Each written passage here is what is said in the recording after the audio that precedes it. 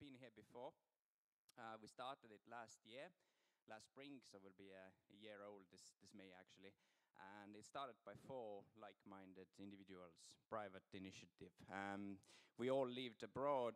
I lived in the UK, Nele lived in Denmark, and Reilik in Germany. And what we missed in Estonia was sort of international events where both expats who live here and locals can mingle, change information about each other, and learn more about the country. So we've had different events on Estonian history, religion, working culture, even local politics, gender equality. And tonight's event is about diversity and tolerance. Could tolerance boost Estonia? This is the question what we're asking. And we're aiming to find answers to the following questions. Would more tolerance bring Estonia more talent? How tolerant are Estonians? Where is the country heading? And what is at stake? We have invited 5 distinguished guests. First off, we've got Kari Kasper, who founded and leads the Estonian Human Rights Center, which is an independent human rights NGO. He also works as a lecturer of EU and human rights law at Tallinn University of Technology, and in the past he led an awareness-raising campaign, Diversity Enriches, in Estonia. We also have Christina and Sarah Raud. They will talk about the story later on the panel. It's an interesting story. We also have Taavi Rõivas here, who is the former Estonian Prime Minister. So very glad to welcome here. And Mikk Salu, who is a journalist at Eesti Ekspress, which is the largest weekly newspaper in Estonia. But first off, I'm delighted to welcome, sorry, just before I forget, we're also using a platform called Slido tonight. If you go to a website called slido.com and type in the code, which is X187, you can post questions there online, and we will see on the screen. If you obviously, we'll ask questions later on. I mean, you can ask questions verbally as well, but if you want to do it during the first presentation or later during the panel, you can just post it anonymously, and then we'll answer those questions. Kari will give a presentation, then we'll have a short break after, and then followed by a panel. But first off, please welcome Kari Kasper, who will introduce the role of diversity and tolerance in fostering creativity and innovation in the society. Thank you.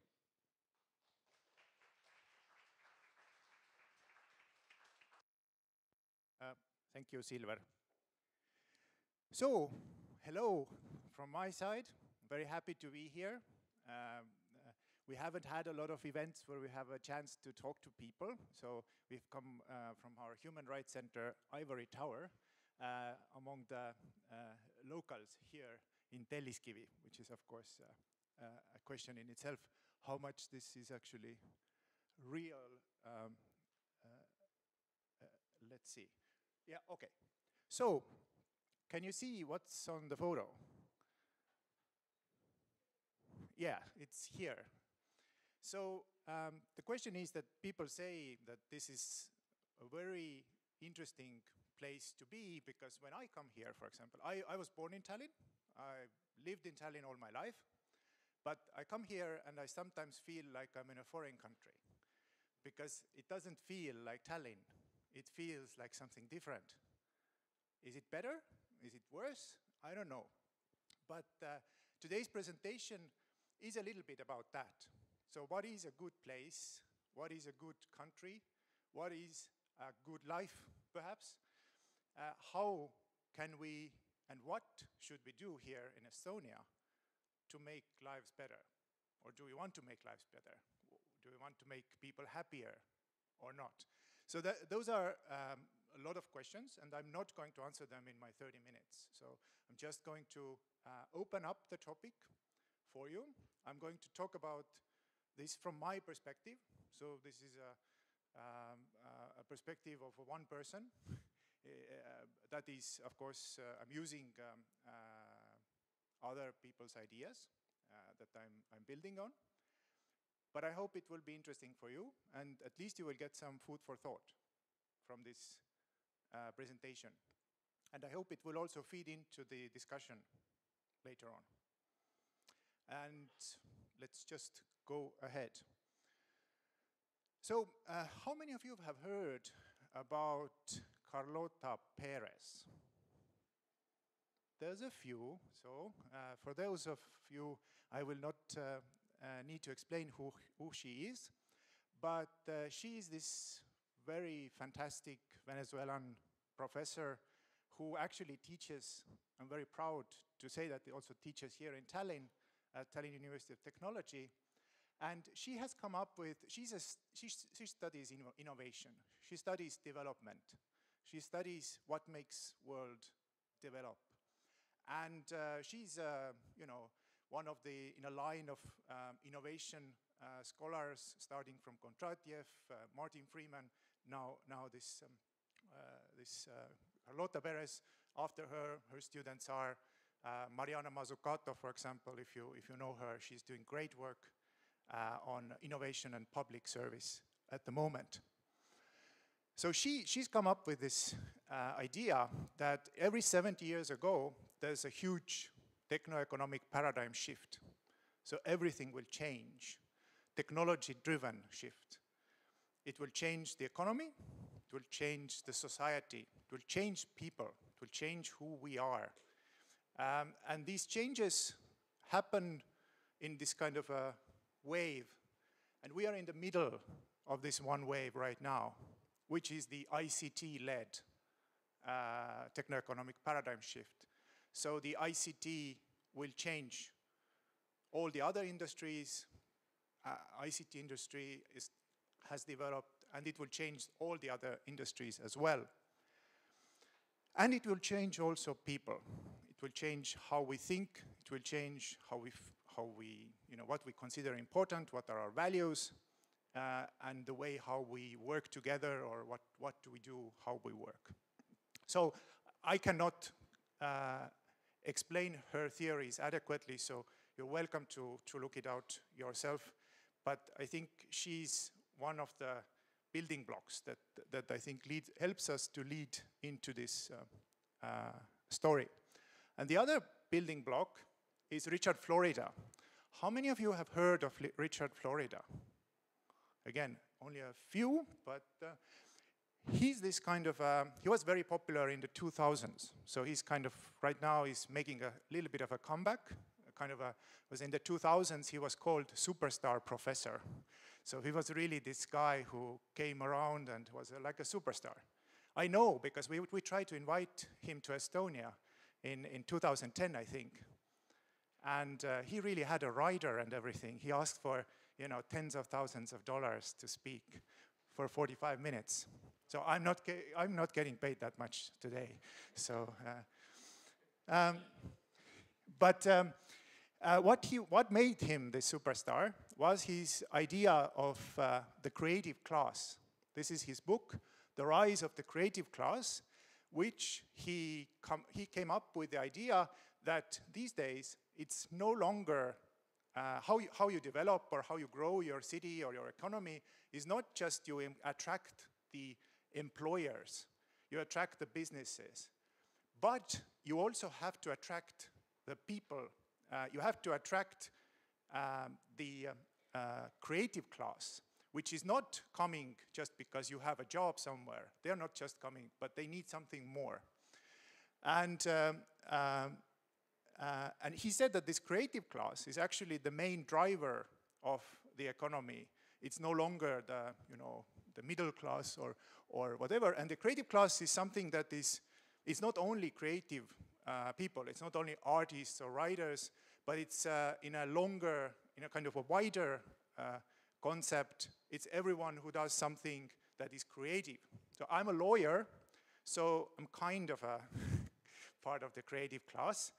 But all these kind of jobs, which you might, if you don't want to be so nice, you might call them yuppies or in the 90s, or this kind of people.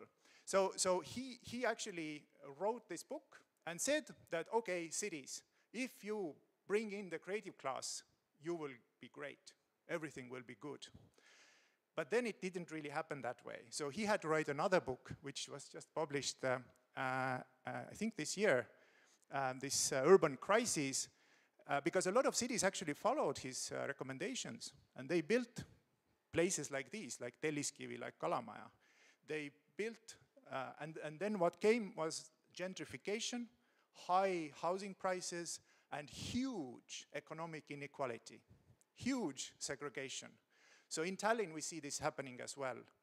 If you move in one of the areas of the city, you can meet people that you would otherwise never meet because you only go in your own circles. So it's hugely,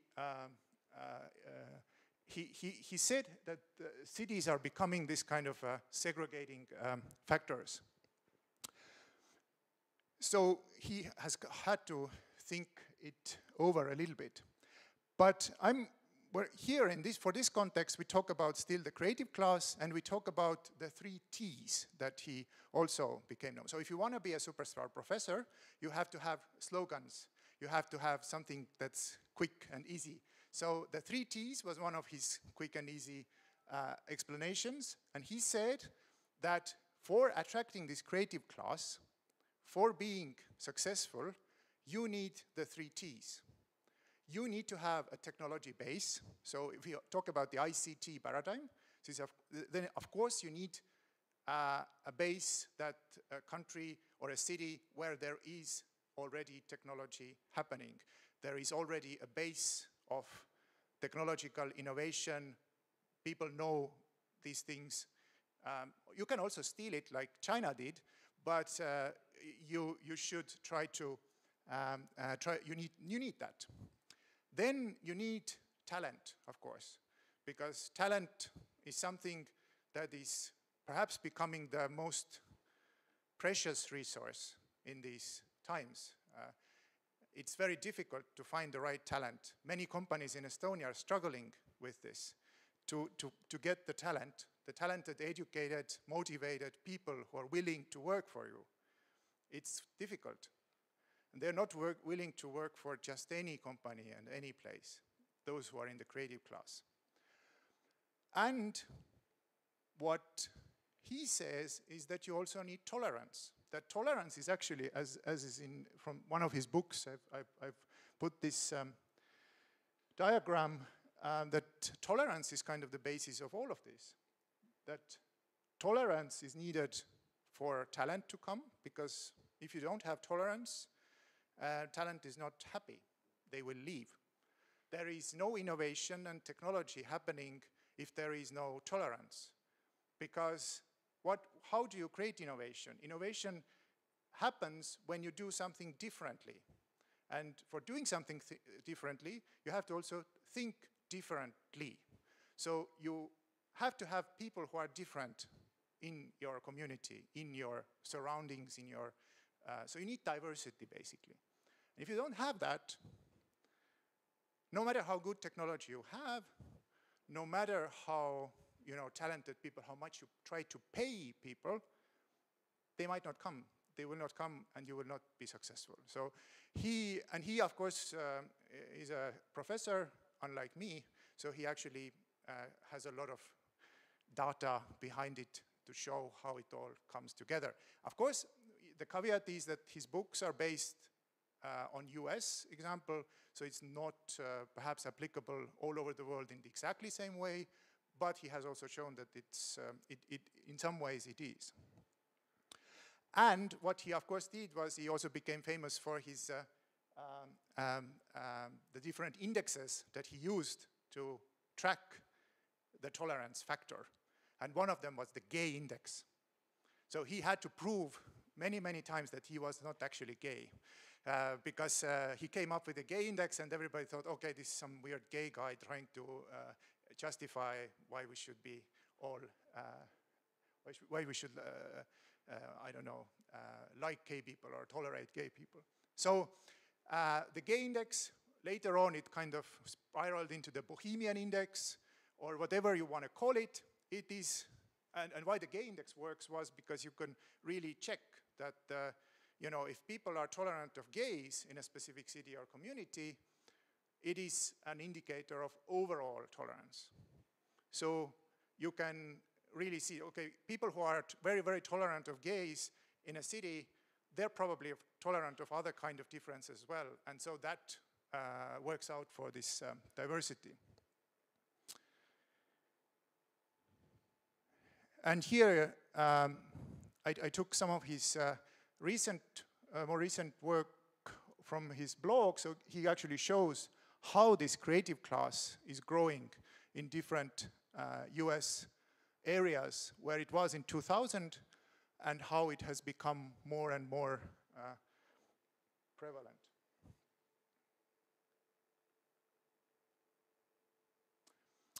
There's another picture here. There's another story here. Now we start slowly going to Estonia and talking about Estonia and talking about values. So one of the ways how you can also track tolerance is using the World Value Survey data. And this is the overall map of the World Value Survey, started by Ronald Inglehart, continued by many, many scholars. And it has two axes. One axis is, you can see, traditional versus secular rational. The other one is kind of how well, which is not visible unfortunately here, but it's how it is self-expression versus survival. So on this side it's actually survival, on the other side it's self-expression values. And we can see from here that the countries of the world are actually lumped in a certain specific groups. Estonia is its own little group there, Baltic group, because they couldn't work out where to put Estonia. It wasn't really Eastern Europe, it wasn't Nordic for sure, etc. So it's actually quite close to Confucian countries like Korea. So it's now I understand why there has been recently a very increasing exchange between Japan and Estonia, because we are similar culturally. So and here Estonia, you can see, is there in the basically top left corner, and that shows that Estonia is very secular, very rational, as we can evidence. Our religion is technology, our religion is science, well, except for certain homeopathic and other practices. But mostly Estonians are secular rational, and in that case we are almost similar to other Nordic countries, Western European countries, etc. We are not as secular rational as Japan, but hopefully we're possibly getting there. The other axis, unfortunately, is not so, we're not so similar to the countries we want to be similar with. Perhaps we don't. So this is where one side is survival values, the other side is self-expression values. Survival values are, you know, what is the most important thing? Economic well-being. How am I going to get food for my family? How am I going to get by? Is somebody attacking us? And the self-expression values is, you know, this is about tolerance of people who are different, LGBT tolerance, all this stuff. So here we can see that Estonia actually is, you know, in the same, from the axis side, not so different from some African countries or other countries, Orthodox countries, that we really don't usually want to be associated with. So it's this kind of a dualistic nature of Estonia, that we are with one foot in kind of the Western Nordic value system, and with the other foot we are in the non-Western, or let's say this other type of value group. Now we're coming to the gay index in Estonia, or the tolerance for LGBT people in Estonia, because this is one of the indicators, and this is also what we're going to use today as one of the benchmarks. I'm not sure how many of you saw that in social media. It was shared because of the Ida Hotb Day, which is the International Day Against Homophobia, Transphobia, and Biphobia. This is from the OECD, which maps, which countries are homophobic, which are not. And Estonia, you can see, is third from the bottom. So, and who is next to it? South Korea. So again, proof that we are actually an Asian country somehow in here in the Nordic area. So that's not good, and it's also not good that things haven't really improved much because values, they change very, it takes very long time to change values. We also see that in the Social Progress Index, acceptance of homosexuality, Estonia is in the 59th place of 128 countries. So it's not usual where we like Estonia to be among the top 10, top 20, top 30. And also in the ILGA Europe Rainbow Europe Index, which tracks the acceptance of the legal side of gay rights, Estonia has 39%, so quite far from the truth, quite far from the actual 100% rights. And we also show, I like to also show some studies that we made on this. We've done at the Human Rights Center basically 3 public opinion polls, professionally done, face-to-face questions. This is the guy who comes and knocks on your door, or a woman comes and knocks on your door, and can I ask you some questions? And then the answer. And here I took out some of the information to shock you, basically. It is just for shock value to think that, okay, what is the situation in Estonia? So here, when you ask the question, do you think that homosexuality is acceptable? We see an improvement, sure, from 2012 to 2017, but we see that there is still a 50-50 thing. So this is not about gay marriage, so I have a slide about that later on, but it's just a question of acceptability.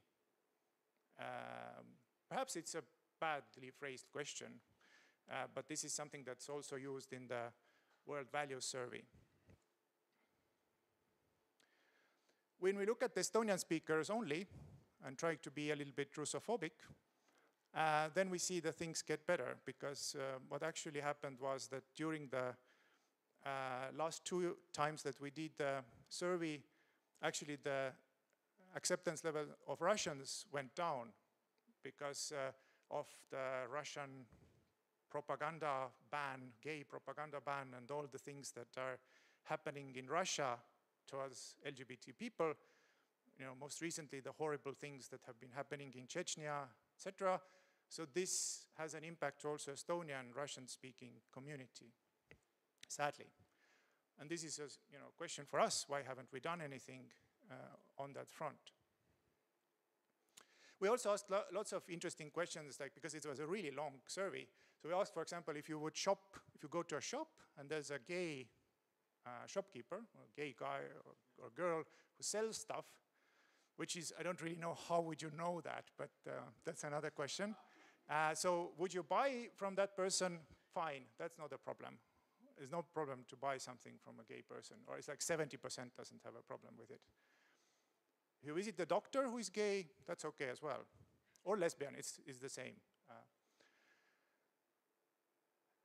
If your child was gay, that was a very personal question. So if you found out that your child was gay, would you feel worse about your child?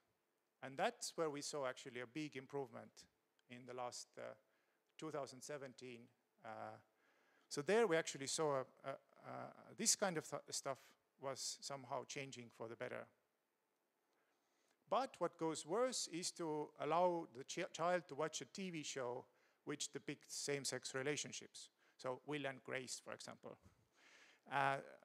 So would you allow your child to watch it? And again, here, why it's going down? It's because of the mostly Russian speakers who have, this has dropped to like 7% of only Russian speakers would allow it, whereas Estonians would be like 50%. Okay, fine. So we see that there is a story of this LGBT acceptance in Estonia that is, has different colors. And it's not just one number that we say that, okay, these people support, that Estonians are homophobic or not homophobic, or Estonians are tolerant or intolerant, because you have to say that, treating Estonians as a whole group, or Estonian citizens or Estonian people, that's not good either. And here I took some more, so this is now the marriage question, which has become relevant again because of this idea that people want to make this constitutional amendment. The church had an idea in Estonia that we should put into the constitution that marriage is between one man and one woman.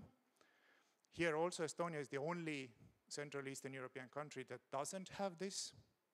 So we are special. Hopefully we keep that way. But you can see that there's an improvement. That's actually a good thing, that there is a improvement here, and where we can see women are more tolerant, and we see from the age groups. So this is something, I don't try to somehow, be ageist here, but it's just the numbers are as they are, and it is, it's the question of perhaps the life experience of these people living at a time when homosexuality was criminalized. So obviously, the tolerance levels are lower.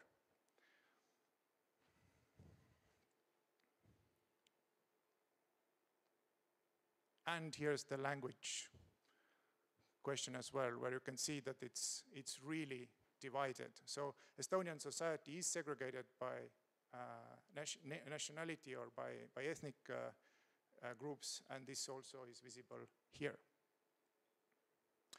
Just to say a few words also about the LGBT legal situation, because we are going to have a panel that is also going to discuss these things. So for those of you who are not following or haven't been following what's happening in Estonia, so basically we're in this situation where in 1992, same-sex sexual activity was decriminalized after the fall of the totalitarian Soviet Union. Then the age of consent was equalized between same-sex and different-sex activity in 2001. There has been a discrimination protection in the Equal Treatment Act since 2009. There is going to be basically a change, or hopefully it will be changing to include also other areas except outside of the workplace. There is no marriage equality, but there is a Civil Partnership Act that the panel will also discuss, which has actually, it's quite positive. It's quite progressive as civil partnership acts go. It allows intra-couple adoptions, for example, which is not the case for many civil partnerships.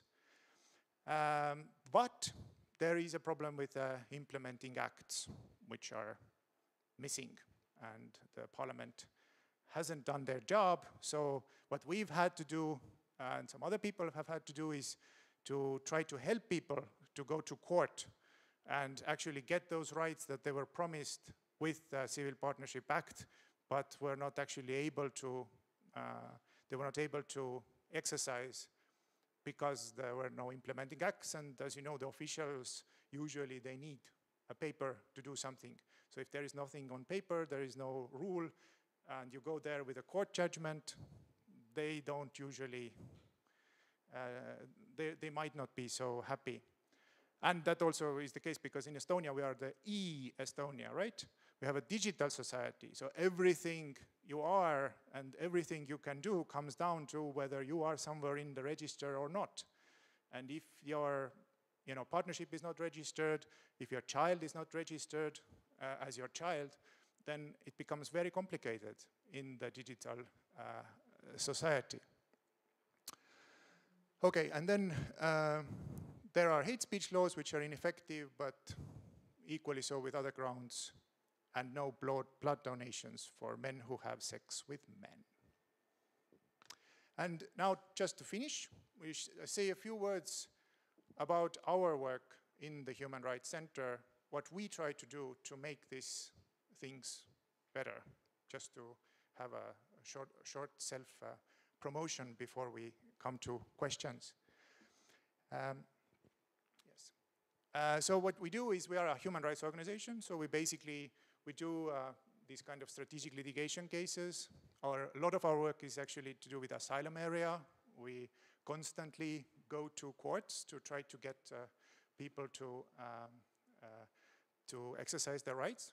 Most recently, there's been cases of Jehovah's Witnesses coming from Russia to Estonia because Jehovah's Witnesses were banned in Russia. So now they want to get asylum in Estonia. Estonia doesn't want to give them asylum. And so we go and fight for those Jehovah's Witnesses to get them asylum. We do advocacy and lobbying. We do human rights awareness raising, and we work as watchdog. We also have specific things like the diversity charter, which we have 100 companies, organizations that are part of, including the biggest employers in Estonia. That's actually a really good success story, and we see that there's businesses who want to do something for tolerance, which we never thought that would be the case in Estonia. But it's actually a successful thing, so even if the politicians are doing nothing, the businesses are actually doing something. We have a diversity day in April, which we celebrated last month. And we now also have a special diversity label. So what I wanted to just open or just say to you or show to you or tell these little tidbits here and there is that, first of all, tolerance matters. Tolerance is not just something that's nice to have, but it actually has a link with the development of the society. The way how you can measure tolerance is look at the gay index, or looking at tolerance against towards gay people, lesbian people, and we see that in Estonia, based on this indicator, it is something that is holding us back. If everything's fine with technology, talent, brilliant as well, but if we really want to improve our chances in this new world, the new techno-economic paradigm, we need to work on this tolerance stuff and take it seriously. Thanks. Stay here. Thank you, Kari. And we've got a few questions on Slido as well. Just a reminder, those who didn't catch me before, you can go to a platform called Slido, slido.com. Just type in a password. It's capital X 187, and then type the question. But of course, if you want to ask in person, that's also fine. We've got a microphone here. It will go around. But I'll start with a first question from Slido platform. How is South Korea so innovative and successful while the society is not tolerant, especially towards LGBT people? How would you comment on that? It is, well, I'm not a specialist on South Korea, but we do see that things are moving forward with tolerance in that region as well. I don't know if you know about Taiwan. Taiwan will get same-sex marriages soon. So it's the first country from that East Asia region. So sure, if you look at the technology, talent, and tolerance, perhaps South Korea is not so tolerant from this one side of it. But it hasn't really, it is something that is, how can I put this? The East Asian development models, I can talk about those for an extended period of time, but I think that's not the question here. There was something that was driving these countries for a period of time, and they made lots of success. And that was pretty good. And tolerance is a part of it, because even if it's not tolerance towards for gay people, if you take Singapore, for example, it's not very tolerant for gay people, but it enforces tolerance, like religious tolerance, very, very strongly. You know, try to say something bad about a religion in Singapore, you will be in jail. So it is a mixed picture, and of course this one index doesn't show anything. But yes, so that's the, I cannot answer the question without further. That is fine. This is one of the questions that we're probably going to discuss later in the panel as well. I know Mick has got a few words on that, but okay. And so, okay, let's take another question we have from quickly. Should intolerance be tolerated? This is the age-old question, like this repressive tolerance, this totalitarian tolerance going to attack you. If I look at it from a neutral, let's say, lawyer's perspective, and I take the European Court of Human Rights case law, then the European Court of Human Rights case law says that intolerance should not be tolerated, in the sense that you do not protect such human rights or activities that happen under the banner of human rights, which are actually targeting other people's human rights and want to take them away from them.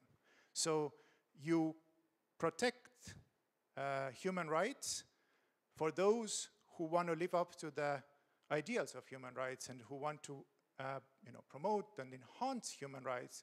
But in some cases, it is, you use those human rights or what you say that are human rights actually to undermine or take away rights from others. And then that's really not good. Okay, we've got one question here from the audience. If you can just please introduce yourself as well. Hi, my name is Agustin. I've been living in Estonia for about 4 years. I came as a student in 2013. And I really advocate, I really like history. I know a lot about Estonia. I was actually one of the first Soviet republics I knew about when I was a kid, when the Soviet Union dissolved. I was, I think, 11, 12 years old when I knew about the existence of Estonia again. So, we talk about today about LGBT rights, but there is one topic I would like to bring to ask you as a leader of human rights in Estonia. So, I would like to bring some context and then ask you a question. I prepare some text here. So, Estonian World published in April this year about the Estonian Internal Security Service 2017 review. In such review, it is mentioned that the Kremlin has a policy to divide Estonian society. In particular, such foreign policy from Russia aims at influencing the Russian-speaking youth in this country, in Estonia. As well, according to a study commissioned by the United Kingdom Foreign Commonwealth Office, from the 3 Baltic nations, the Estonian Russian-speaking minority is the one that feels the most left out. I've been living here for some time, and I oftentimes hear derogatory terms against the Russian minority. And my question is there efforts in this country to include the Russian minority in the political class, in the ranks of political parties, in government agencies, in human rights organizations? For example, yesterday I reviewed the directory of this organization is the Chancellor of Justice, and I couldn't see the demographics of Estonia represented there. And my question is, what's going on? That's what's going on yeah, thank you for the question. Thank you for pointing this out. I think that's something that should be pointed out whenever we discuss topics of tolerance and issues like that, because, and I think I talked about this quite a lot also in my presentation, that Estonia is a segregated society. And this segregation is not for the benefit of the Russian minority or Russian speakers. It's for the benefit of the Estonian speakers. And the question is whether it's, I don't think there is an intentional exclusion in the sense of someone doing it in terms of, you know, having a policy of excluding it. That's like, you know, that's not, it's not really an apartheid like South Africa used to be. But there is the segregation, and there is also, you know, lack of opportunity, lack of representation, lack of economic, political inclusion. Many of the parties don't you know, include Russian speakers, don't want to talk to them, and some of them want to actually use this ethnic divide or segregation to advance their political goals. So it's working for them. And I think for us, it's just to try to educate people, and I think the younger generation is much less, you know, much less interested or much less following this segregation, but that is one of the challenges for Estonia as well. That's also something that brings, that keeps Estonia from developing.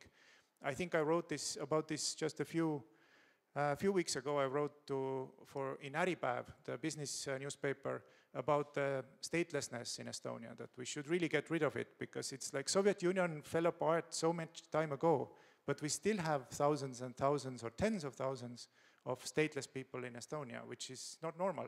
And the Estonian state has a responsibility to do something about that.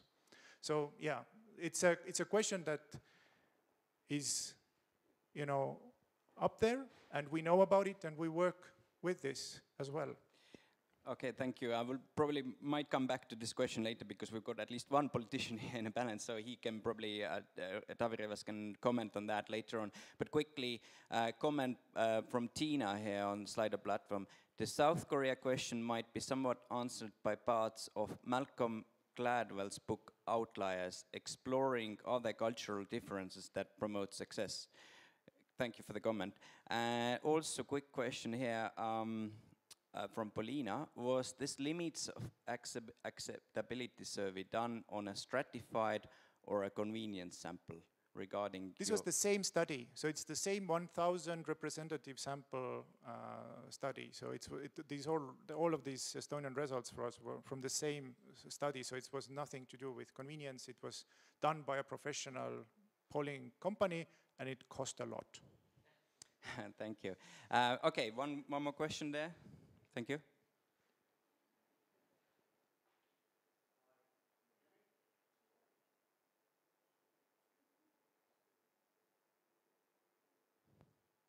It's always weird to hear your own voice. I'm Carl, I'm from here, but for the last 7 years I lived in London, Sydney, and now in Berlin. But I run my company from here, so I come here at least once or twice a month. Yeah, I think there's a lot of issues over here that needs to be tackled, but I think the main issue over here is building the self-confidence for gay men. If you do have the confidence, I think a lot of people will speak about these issues, and what are the specific things we could actually do to build confidence for men to come out and speak for their own rights. I think at the end of the day, it's ourselves that need to make that change, so it can't be someone else sort of like coming in. So we don't have a community, people don't speak about these things. A lot of gay men usually have just themselves to rely on. So what are these key things that we could do, to boost confidence? Yes, thank you for the question. I think it's an important question. It's in terms of, and it's not only about gay men, or it's also about the Russian, you know, minority. It's also about the disabled people. It's also about women. It's all groups that nobody can do these things for you. Nobody can fight these fights for you, but you know, kind of you have to fight those fights. You have to be in the front. We've had these issues in the Human Rights Center with our work as well. We have to always balance how much do we speak as a human rights organization on behalf of a specific group, and how much do we actually give voice to the group, give voice to the people who actually want to or are interested in protecting their rights. So it's about community building, and there are some great organizations in Estonia, the LGBT Union,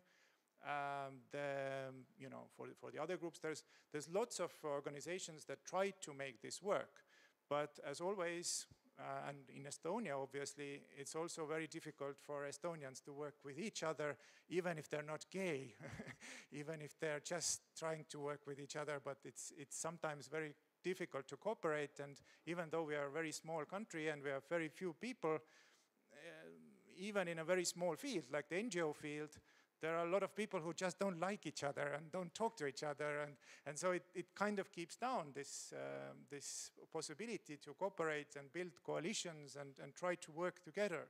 What we try to do is, and this is not really answering your question, I know, but I think that is something that it has to come from within the community. So you can't kind of force it upon. And you have to build this confidence somehow, and I think the Pride Parade was a great thing. That was building this confidence, and there's a lot of other things that you can do.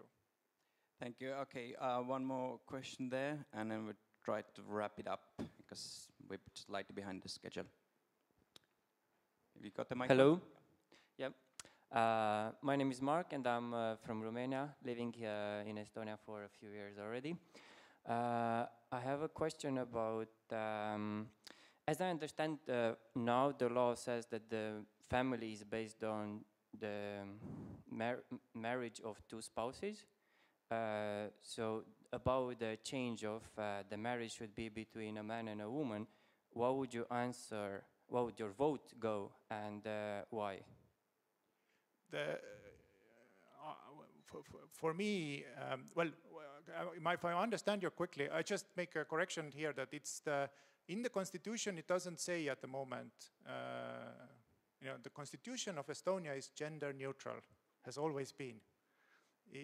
But it's the family law which says that a marriage is contracted between a man and a woman, and that marriages that are contracted between two same-sex persons are not valid. So that's actually something that they added to the law because of a technical issue where you could have a transgender person changing their gender and then technically being two same-sex people married, and that was a problem for Estonia, so they wanted to specifically exclude that possibility. But of course my vote would be not to try to, I would not go to, if we have already a great constitution, we don't need to make it a homophobic constitution. Why is that? Why do you think it's important to have it gender neutral or allowing same-sex marriages? Well, there's two things. First of all, this is a question of such detail that I don't think that this is a place for the constitution where you regulate general stuff. And the other thing is that it goes against the spirit of the Constitution, because the Constitution has a very, as a liberal democratic country, the Constitution has a very, important part that is a protection of the equal treatment. And it kind of goes against the spirit that we specifically put in the Constitution this specific exception now, because some people don't like gay people. Thank you. Thank you for the question. Just quickly, last question for you. Is tolerance selective? Sure. You tolerate good things and you don't tolerate bad things. You tolerate, of course it's selective. I can hate people that I don't like.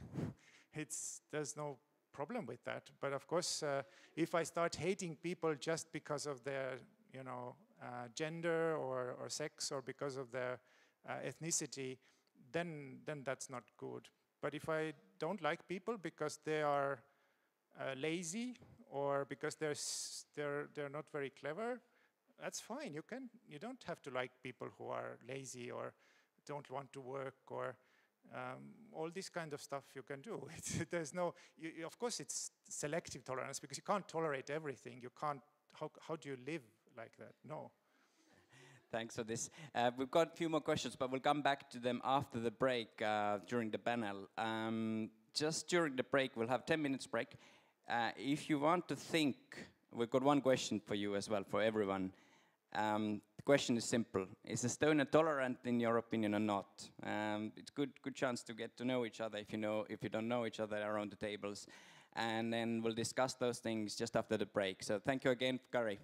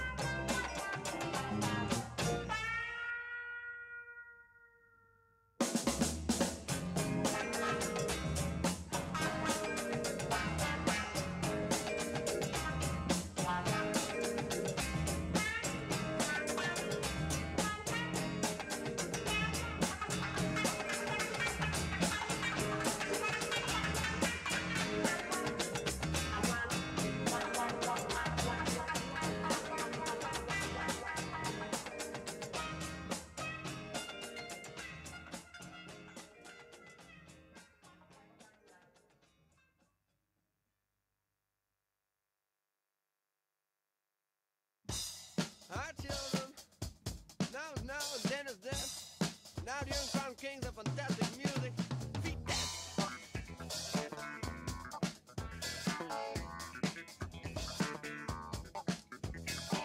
Mama said don't fix it on the airplane.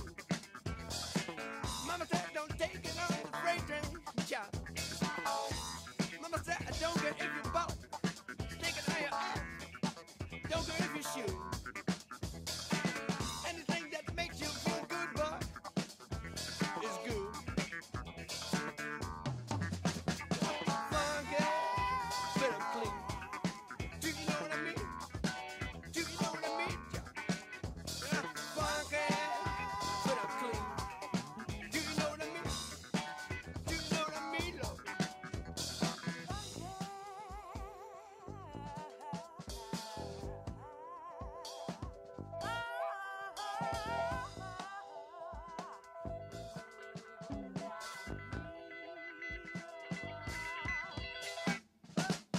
Funky, but clean.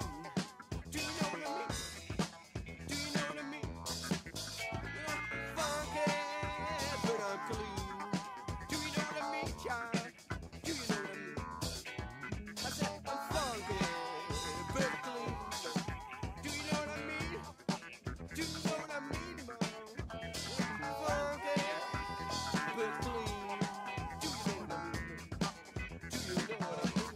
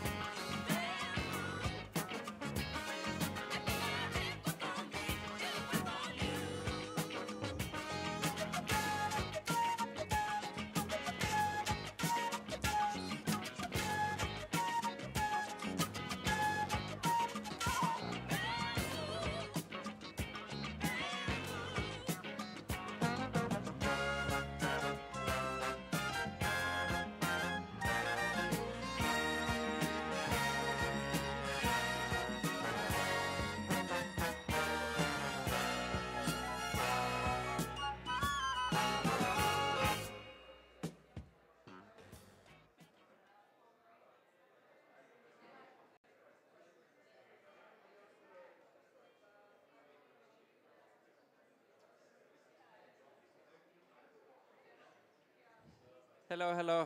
So we're going to carry on with the panel discussion now. Just to let you know, obviously lots of questions on slide also regarding the Russian question. We are coming back to the Estonian-Russian question in a separate event.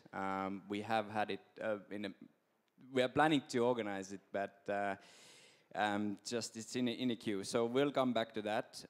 But now I'm very delighted to welcome here Kristiina and Sarah Raud, Taavi Rõivas and Mikk Salu. Kristiina Raud works as the community coordinator at the Estonian LGBT Association. She has also been involved in different grassroots LGBT and feminist initiatives and organized the Baltic Pride Festival. Sarah Raud is an American living in Estonia. She has been a part of LGBT initiatives in the United States as well as in Estonia, while her main professional focus is in the field of arts and sculpture. Taavi Rõivas was the Minister of Social Affairs from 2012 to 2014 and Estonia's Prime Minister from 2014 to 2016, currently serving as the member of Estonian Parliament. He was the Prime Minister when Estonia passed the Cohabitation Act, or Civil Partnership Act in other words, in 2016, allowing same-sex couples legally register their partnership.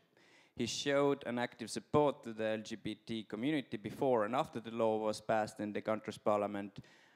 Tonight he will also share experience, what was it like to be Prime Minister at the time and why he supported that. And fourth, we got Mikk Salu. Mikk is a renowned journalist who is currently writing for Eesti Ekspress, the largest weekly newspaper in Estonia. Mikk represents an opinion that tolerance and diversity cannot be forced on the society. If I'm correct, but you can correct me later on if I'm wrong. And the tolerance does not always right away equal competitiveness. So welcome here. And we start with Kristiina and Sarah. Maybe if you can just share your story. What happened? You married in the United States and moved to Estonia, and it seems that the Estonia doesn't really want one of you here, or both of you here, at the same while at the same time promoting Estonia as the destination to come. What's the story then? Hi everyone. So yeah, we met in 2014, did the long distance back and forth relationship for a while, and then decided to get married in the States for all the typical lovey reasons, but also hoping that maybe one day it would actually help us live on the same continent for longer than 3 months at a time. The law in Estonia hadn't been passed yet, so we really didn't have any alternatives. But also we just wanted to get married. And since the states had just legalized it nationally, it only made sense to do it in Sarah's hometown, or home city. And then we did, and then we kind of put it aside and thought, okay, once we're ready to move in together and everything's settled, then we can start the process of legally trying to live together. We knew it wouldn't be super easy, but little did we know. So luckily, the timing worked out for us. So someone who knew someone put us in contact with the Human Rights Center, who were just looking for a couple who would be willing to publicly speak about their story, their experience with getting residency for the foreign spouse. We applied because we're married and it should be enough of a reason, but it wasn't. So the application was denied. And then we went to court. It was a long process that now unfortunately is over, and we didn't win. A lot was said and kind of determined and picked at during that process. So the main argument against us became the fact that I was still a resident of Estonia at the moment of getting married. So it's as if I just went to the States just to get married, which wasn't true. I went there to see my partner. But yeah, Estonian law applies to me because I've always been a resident in Estonia, and that puts me at a disadvantage compared to some other people who have lived away from Estonia for longer than I did. Sarah, do you want to also add some comment? I have no idea. Okay. So, sorry, can I just clarify? So what the current situation is, I understand Supreme Court didn't recognize the... Yes. So we had two parallel cases, more or less. One of them was like the side case that gave Sarah residency like in advance, so to speak, for the duration of the court process, so she wouldn't have to leave every 3 months, because that's financially, emotionally just draining and just not a reasonable way of doing things. So we had a stable year, which was nice for a change.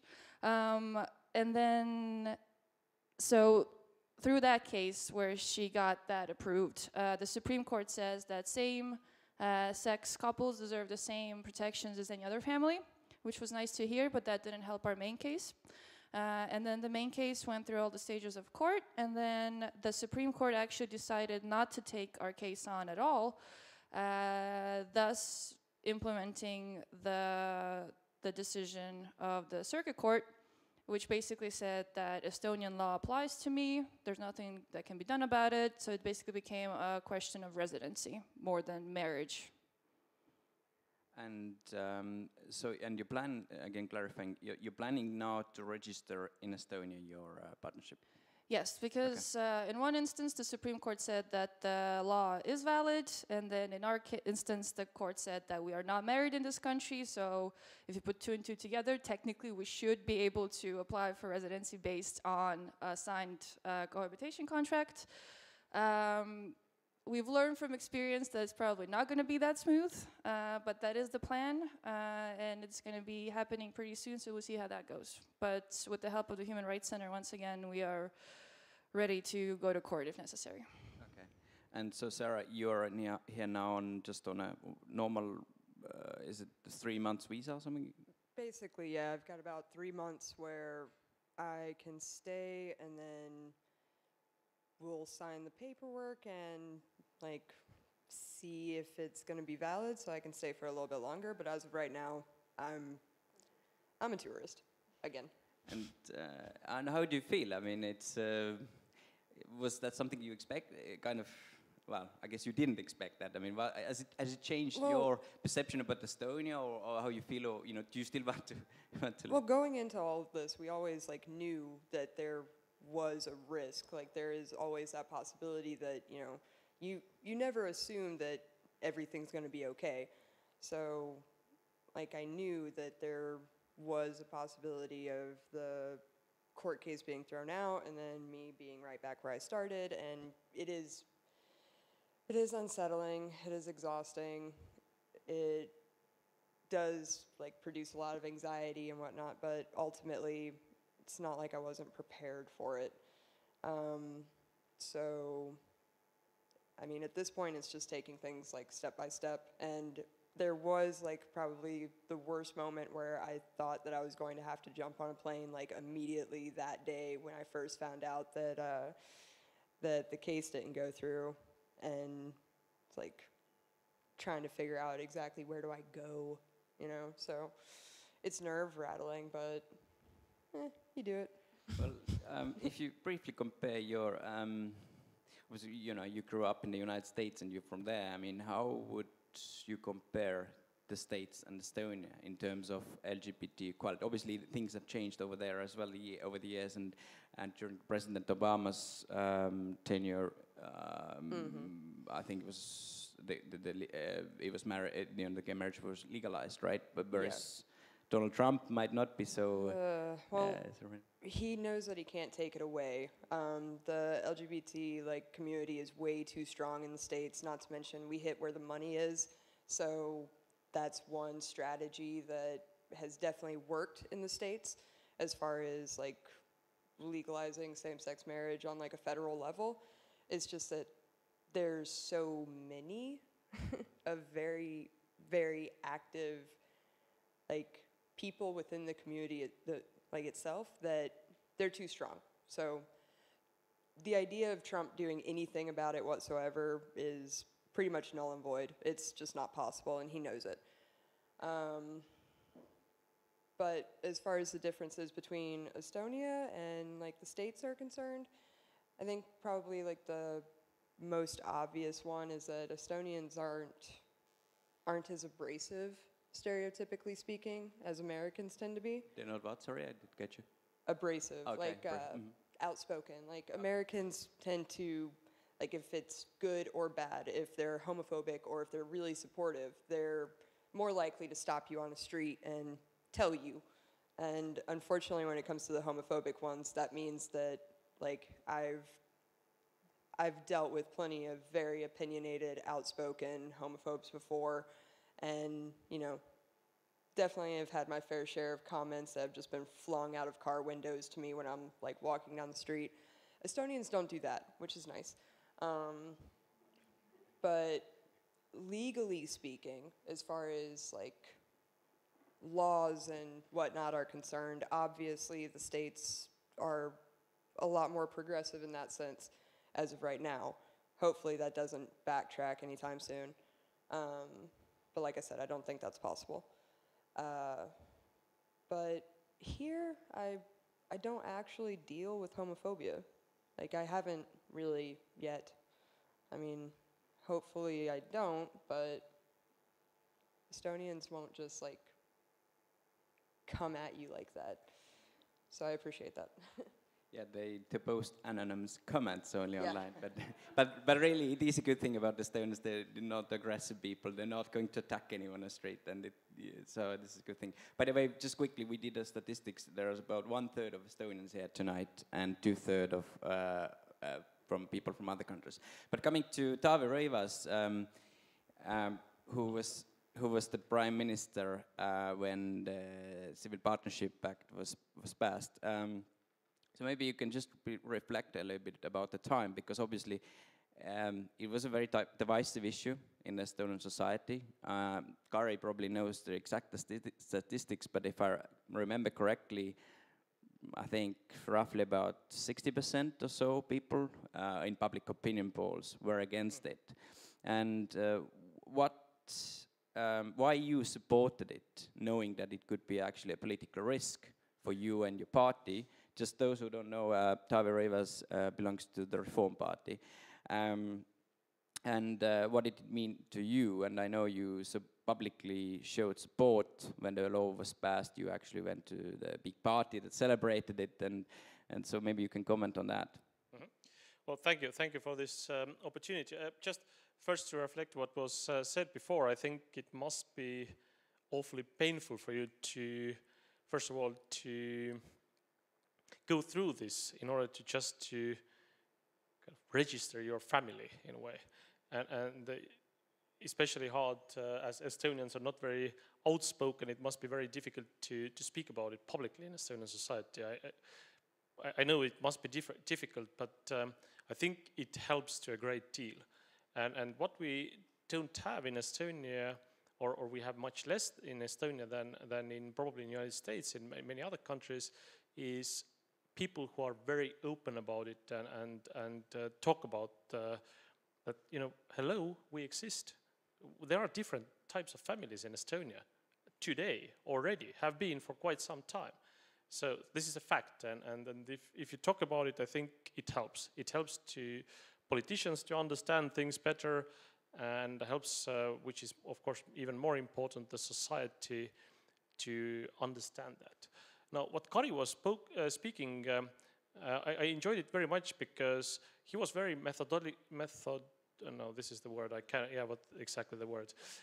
So he was very kind of science-based, and I think if you look at the studies, you know, generally I think we are quite like Finns as what it comes to our mentality, and there is one huge difference.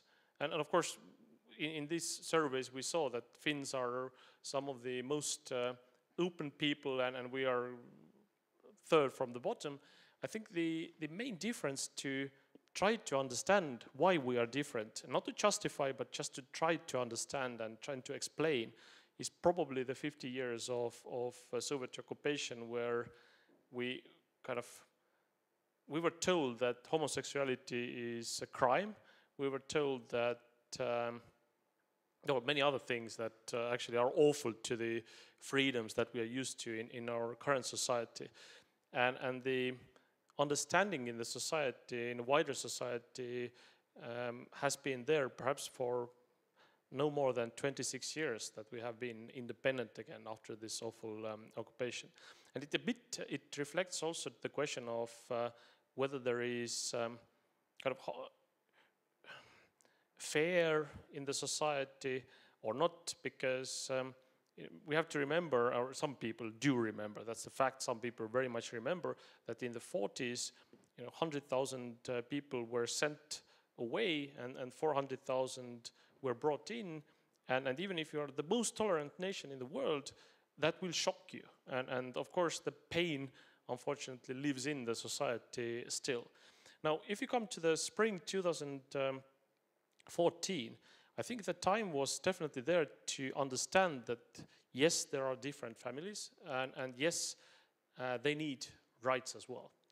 I think the general understanding, just trying to measure the heat of the society, the general understanding was that if you even try to talk about a marriage, you will hit the wall like 200 kilometers per hour, and it's very fast suicide.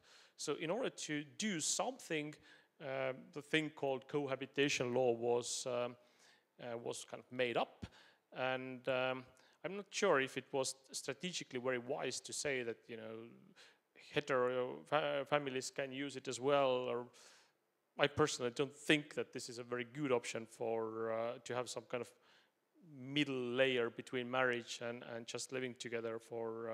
I don't think actually personally that different sex families need it that much, and that perhaps missed or kind of mixed the understanding a bit. But today I'm proud that despite the very difficult context, despite that it was hugely unpopular thing to do, that we found 40 people out of 101 in the parliament who were eager to do that. The reason why we don't have it properly, why we don't have the, what's the word for implementing acts exactly, is that we would need to have 51% of parliament saying yes. And in Estonian history, God knows we have tried. There has never been a parliament, including the current one, that has 51% of parliamentarians supporting the issue in the way that they would lift their hands or push green button. So we found 40, and that was more than against. It was a hugely close call. It was very difficult to get there. There was some hand twisting involved, I have to admit, in several parties. It's a huge pity that one big party made the decision that even though they have some members who would actually want to support that, they are not allowed to. That actually changed things for worst. Perhaps we would have been much closer to 50%. But having said that, I think cohabitation law at the current version is simply the best we can do with the current kind of political situation. I think in these kind of situations, if you obviously see a need for that, politicians have two ways to act. Either to follow the public opinion, which is always the easiest, but everybody tries to do that, so you won't stand out doing that. Or you try to lead the way, which is hugely risky, but it might be very rewarding also if you talk purely kind of politics and not what you actually, believe that you should stand for. Pragmatically speaking, as you said, it was much easier to be against or just try to be in the toilet when the vote is. So that's honest reflection. Thank you.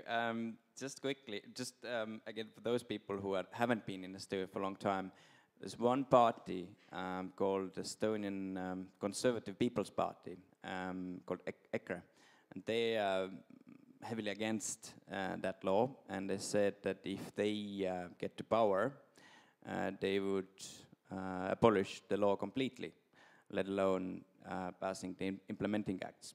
And their popularity is increasing. Next year they might be in the parliament. Sorry, they are already in the parliament, but at the moment they have 7 seats. Next year they might have 20. There has been a talk of possibly forming a coalition with the Reform Party. Now, I know you're not the leader of this Reform Party anymore, but what would be your red line if your party, decided to form the coalition with EKRE? I think this speculation doesn't stand any more grounds than any other possible coalition. I think this is just something that is easy to spin to take votes away from one or another. But very practically speaking, most of Reform Party and Social Democrats today, tomorrow, yesterday would vote for.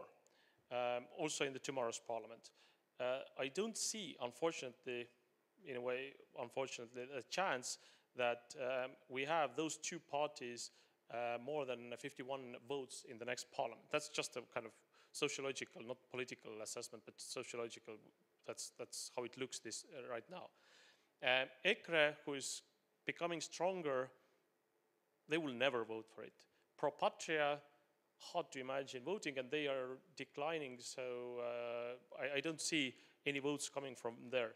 So practically speaking, the only way of getting 51% is if Centre Party would kind of abolish the previous chairman time ban, where they were basically saying that we will throw out anyone who will dare to vote for it. Most of Centre Party is organically very much against it. Partly because of the ethnic divide also being very much, like Russian speakers being very much more against it, but also some other reasons. But if they would, have like 7 people for, that could be a possibility. If this will ever happen, I don't know. That's up to them. Who is in the government, I think doesn't play a role in this. Because at all these talks that we had during my government, that we had, actually during both of my governments, one was before election with 4 parties in the parliament, the other one was after elections with 6 parties. Actually, we tried to get votes from all, and we understood that one government partner would never vote. So basically, kind of, it's across the board game. It's not dependent on who's in the government.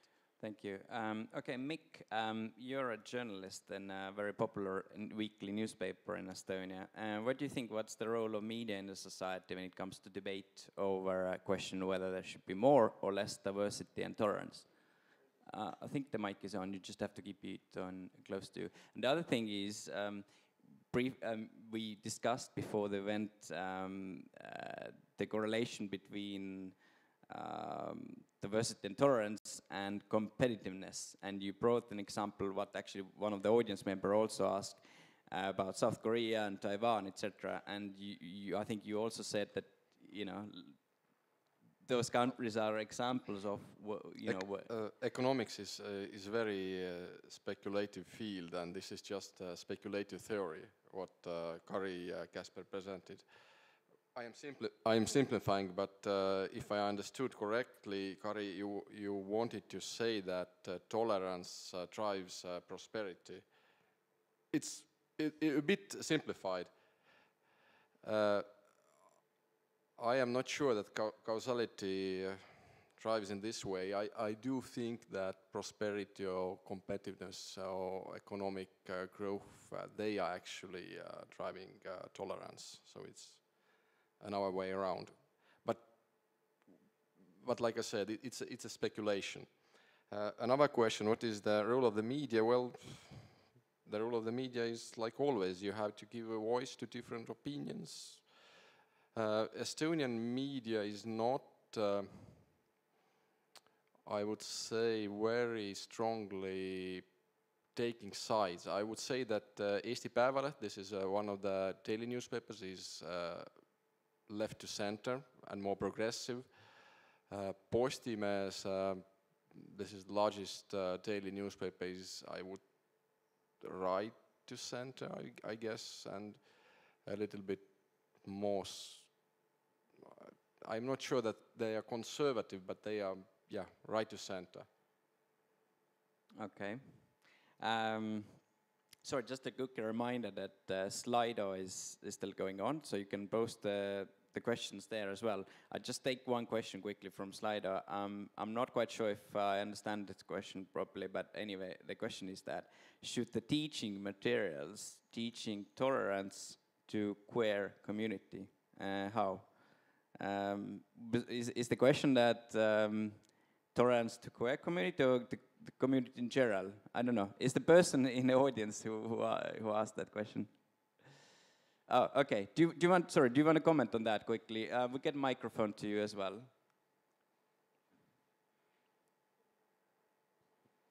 Sorry about that. And just briefly introduce yourself as well. Maybe you can just comment on that.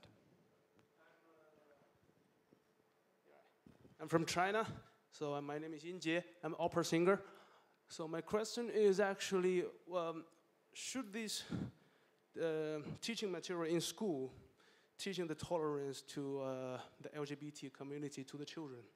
And what are the, if so, and what are the information could be delivered in the earlier, let's say, primary school teaching material, if it is?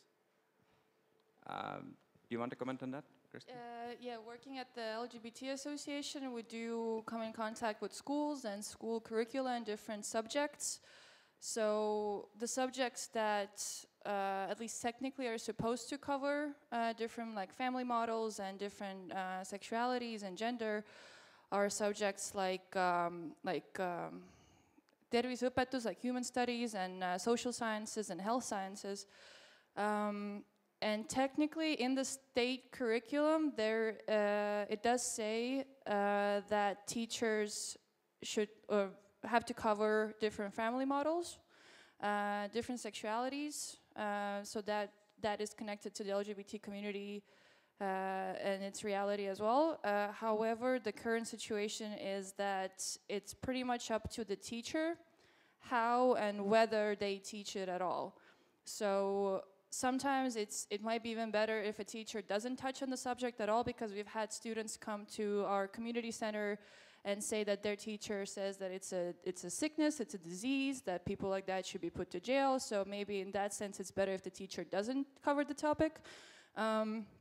So it definitely needs to be like more evened out and some sort of monitoring in place to see how it's being taught and if it's being taught. Because since it isn't the curriculum, it means that it has been agreed that it should be taught, because the fact is that different families do exist. Statistically speaking, in an average Estonian classroom, which is usually about 30 people, there is at least one student from the LGBT plus community. So if that one student is in class and doesn't feel safe, that's already a problem. It's not a matter of opinion or your like feeling of acceptability towards, let's say, homosexual people or transgender people. Is just the fact that there is a child in your classroom who doesn't feel safe in that environment, and a school is supposed to be a safe educational environment. So just keeping that priority in mind. What we do, some people might say, or have said, that the LGBT Association does like gay propaganda at schools.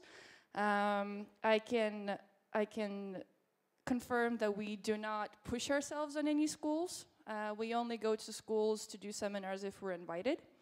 And invitations come from different people. Sometimes it's a student who has been to our event or has been to our seminar for like a youth organization, for example, and they think it's important enough to cover in class, and they will invite us. They will talk to their either their teacher or somebody from the school staff, get permission for it, and we'll come and talk. Usually we talk to high schoolers. Sometimes a teacher will invite us. Sometimes the school principal will say that it's not allowed for us to come. Sometimes they'll allow it, but then after the seminar we'll be told that why are you doing this propaganda in our school? There's no gay people in our school. I've never met a gay person. This is complete pseudoscience. And then our educator will be, well, hello, nice to meet you. I'm a lesbian. Let's talk about it. So the reactions are very different, and kind of the language divide also comes into play very much because this is no official statistics, this is purely from my own personal experience of working at our community center, but I'm the one who deals with youth groups, with students, with the center's visitors. So we will have interns or volunteers or just people interested from middle school and high school saying that their teachers encourage them to write research papers on LGBT topics. I didn't finish high school that long ago, and I don't remember any teacher saying you should write a research paper on it. But they're encouraged. But that's mostly for Estonian-speaking schools. Kids from Russian language schools are the ones who will say that their teachers think it's an illness, or that they hear more slurs. Obviously, Estonian language schools aren't perfect either. There's lots of problems there too. But that's one place where the kind of cultural divide already takes place. So it's from the home, but also the school. So kids grow up in very, very different environments. Actually, that also links to one of the other question is about young Estonian Russians. You know, the question is whether they are more tolerant or not. Kari maybe knows, but that also brings to the school system. There is, this is something I would like to ask again, Taavi. There is an idea circulating in the society now that Estonians and Russians children should be together in the same school. Do you think that's a good idea? Would that, kind of help with that question as well? Well, first of all, I just thought, how this sexuality was taught 23 years ago when I was in 9th grade. It was 1994. Yeah, 24 years ago. Basically, it went like that. We have this, all other things, where our lungs and what is your hand and how... Sorry, just Mike, maybe a little bit how closer. biology works in general. And when you come to the sexuality part or sex part, then the teacher says that, yeah, you should probably figure it out somehow and turn the page. So that's how it happened in my generation. I truly hope that it's better now. My daughter is 9, and when she was 6, and I think that's a bit of kind of speaking about the role of family as well. When she was 6, we discussed that topic first time, that also same-sex people do get married. My wife and I attended to our friends and colleagues' wedding in Luxembourg, and we talked about it with our daughter, and kind of, I don't think she needs any additional explanation from the school, and I think she understands that topic quite well, and even 6 years olds actually are perfectly ready to talk about those topics if the parents are ready, and that's, I think, bigger problem in Estonian society, whether the parents are ready. Now, talking about language in schools, my opinion is that the only divide Russian-speaking children have, or Russian-speaking people living in Estonia have, is a language barrier. If they speak Estonian language, I honestly don't think there is any barrier to be successful in the society. Sometimes they have competitive advantage because anyone younger than me usually doesn't speak good Russian if you are an Estonian. I'm just kind of thinking that I'm in the middle, but anyone who's older usually speaks quite decent Russian. And that's, of course, historic reason. So in my opinion, we should actually help Russian-speaking children get good language skills in Estonian already when they are in kindergarten. And I think that is hugely helping them to be successful in Estonian society. Thank you. Mick, well, you got something to add? Yeah, I am quite skeptical that you can teach tolerance, but I guess I am quite skeptical to formal education system at all. If you look the statistics, you see that older generations are more conservative, but their children are much more liberal. So conservative mothers and fathers and liberal children, I do not think that this change has happened because of education. I do think that the most important things are that we see openly gay people, openly gay famous people, we see gay issues in the media, and this is one of the role of the media, and people just get too used to it. That's the main thing what drives this change, not formal education. I am, yeah. I'd like to add one. Like when I speak about educating people, you know, professionally and also personally, not just formal education, not just like seminars and all that, but educating people also comes from informing people. So if different people are visible, that's also educating yourself on the existence of different people. Yeah. So yeah. I agree with this. So basically talking about role models, and well, the trouble is we among the politicians, we don't have anyone who has actually publicly come out. Why is that? Yeah, so really. Well, yeah, and it is weird because public actually knows who they are, but they are not. I don't know why they are not coming out of the closet. If I may just add, it was a huge thing, I think, in a positive way, when in Latvia the Minister of Foreign Affairs came out publicly. I think it must have been as difficult in Latvian society for him as it would have been in Estonian society. So I think probably they feel that time is not ready for them, and they are afraid to be somehow discriminated because of that. I don't know. I just guess why this isn't happening. But luckily, in a way, as I said, I think it's very important to have role models, just like you said also. Luckily, we have quite many people who are well known in the society and who are loved in society, who are in kind of arts and music and theater, and that it's kind of they're more open to admit it or talk about it than politicians, for some reason.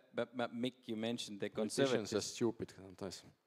But you mentioned the conservatives. I have got a question. Could conservatives change their mind? And I'll bring you an example of the former Prime Minister of the United Kingdom, David Cameron, who said, that's the quote, "Conservatives believe in the ties that bind us. Society is stronger when we make vows to each other and we support each other.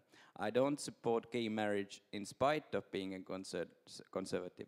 I support gay marriage because I am a conservative."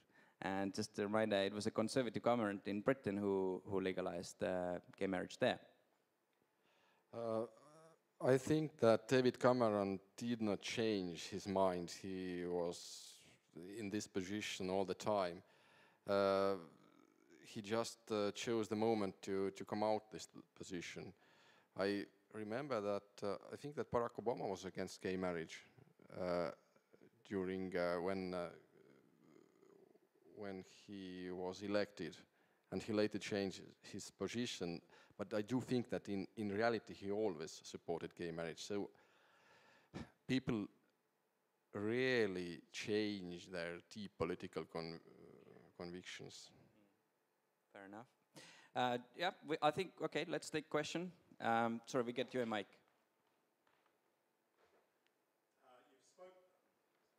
You've spoken about the Russian-speaking minority. I think there's another minority here in Estonia which is actually quite more significant than its numbers, and that is the rural minority, because I feel that... Sorry, I'll get you a mic, sir. Okay. There's another minority other than the Russian-speaking minority that's significant here in Estonia. Okay, Kari, we're here in Teleskivi land. You're amongst friends. We're all cool here and so on. But there's a sort of hunter-gatherer underneath the skin of lots of Estonians whose soul is in the country. And I feel in Estonia there's a difference between the rural mentality and this urban mentality, and it's in a way it's connected with fears about demography, about the villages are declining in numbers. They feel they might drift into extinction and so on. And in a symbolic sense, same-sex relationships actually kind of sort of stress that anxiety, I think, for people. So I think, okay, we can speak to the urban minority, but we also have to be able to speak in an understanding way with that conservative minority that's in the country, because the Estonian soul is there in the hunter-gatherers. They weren't that excited when the Teutonic Knights came, when the Protestant work ethic came. They're quite happy to be lazy. Actually, they're quite happy to be lazy and sit there with a little bottle and so on. That's okay. They want to be tolerated too. Anyone wants to comment on that? I think the Human Rights Center just launched a campaign to get volunteers in different rural parts. Just say one comment about that. I think this is also what this Richard Florida's new book is about. That it's not only about the rural people, but it's also part of the city folk. People who live in the cities are also segregated, and part of them are really left behind a lot. That we have these nice gentrified Kalamajas and other areas, but we also have people who are getting worse and worse in the cities. And that's what the crisis is, that this economic inequality, because if you live in Kalamaja, it's likely that you have friends who live also in Kalamaja, and you can get job opportunities, you can get, you can get in with the right people. But if you're not there, if you live in Kopli or you live in Lasnamäe or somewhere. I do live in Kopli. Yes. I'm doing fine. Then it might be more difficult for you in that way. And we see it in Estonia. I think the demographer, human geography people have done this kind of surveys where they see that in Estonia, we were in the 1990s quite egalitarian. We mixed with each other in terms of income or social class, but now it's really segregated. It's like there are certain people who live in a certain area. So it's not only rural and urban divide anymore, but it's also within the urban.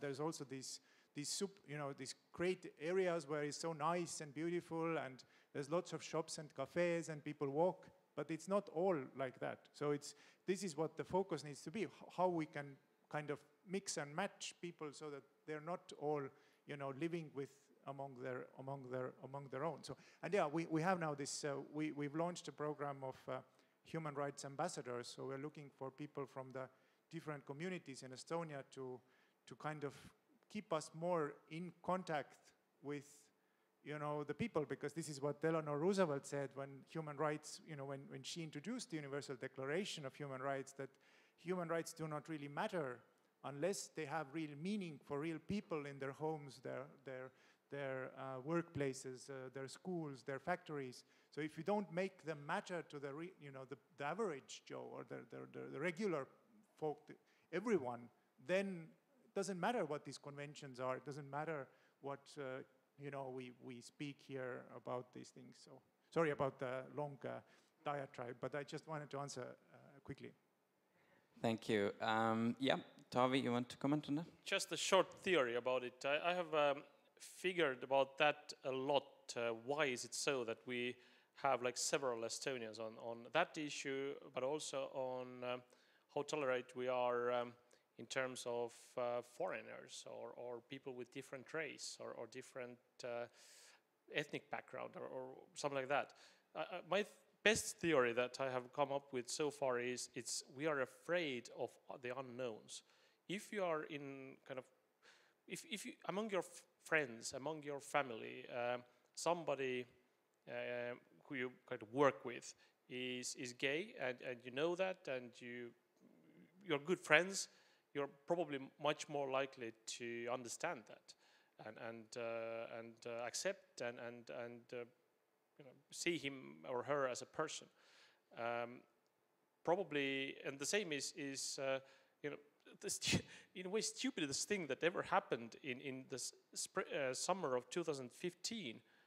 Okay, it's stupid of me to say it was stupid, but it's irrational thing that happened in Estonia was that we were afraid of Syrians, refugees.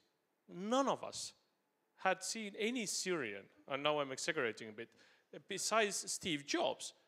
And we had seen Steve Jobs only in TV. And people were genuinely afraid. What will happen? They are not afraid of, for example, Ukrainians. They are very open for thousands of Ukrainians coming to Estonia to live every year. I don't know. Okay, there is probably less being against that. But being afraid of Syrians, where there is a chance that you have never seen one, that doesn't sound rational.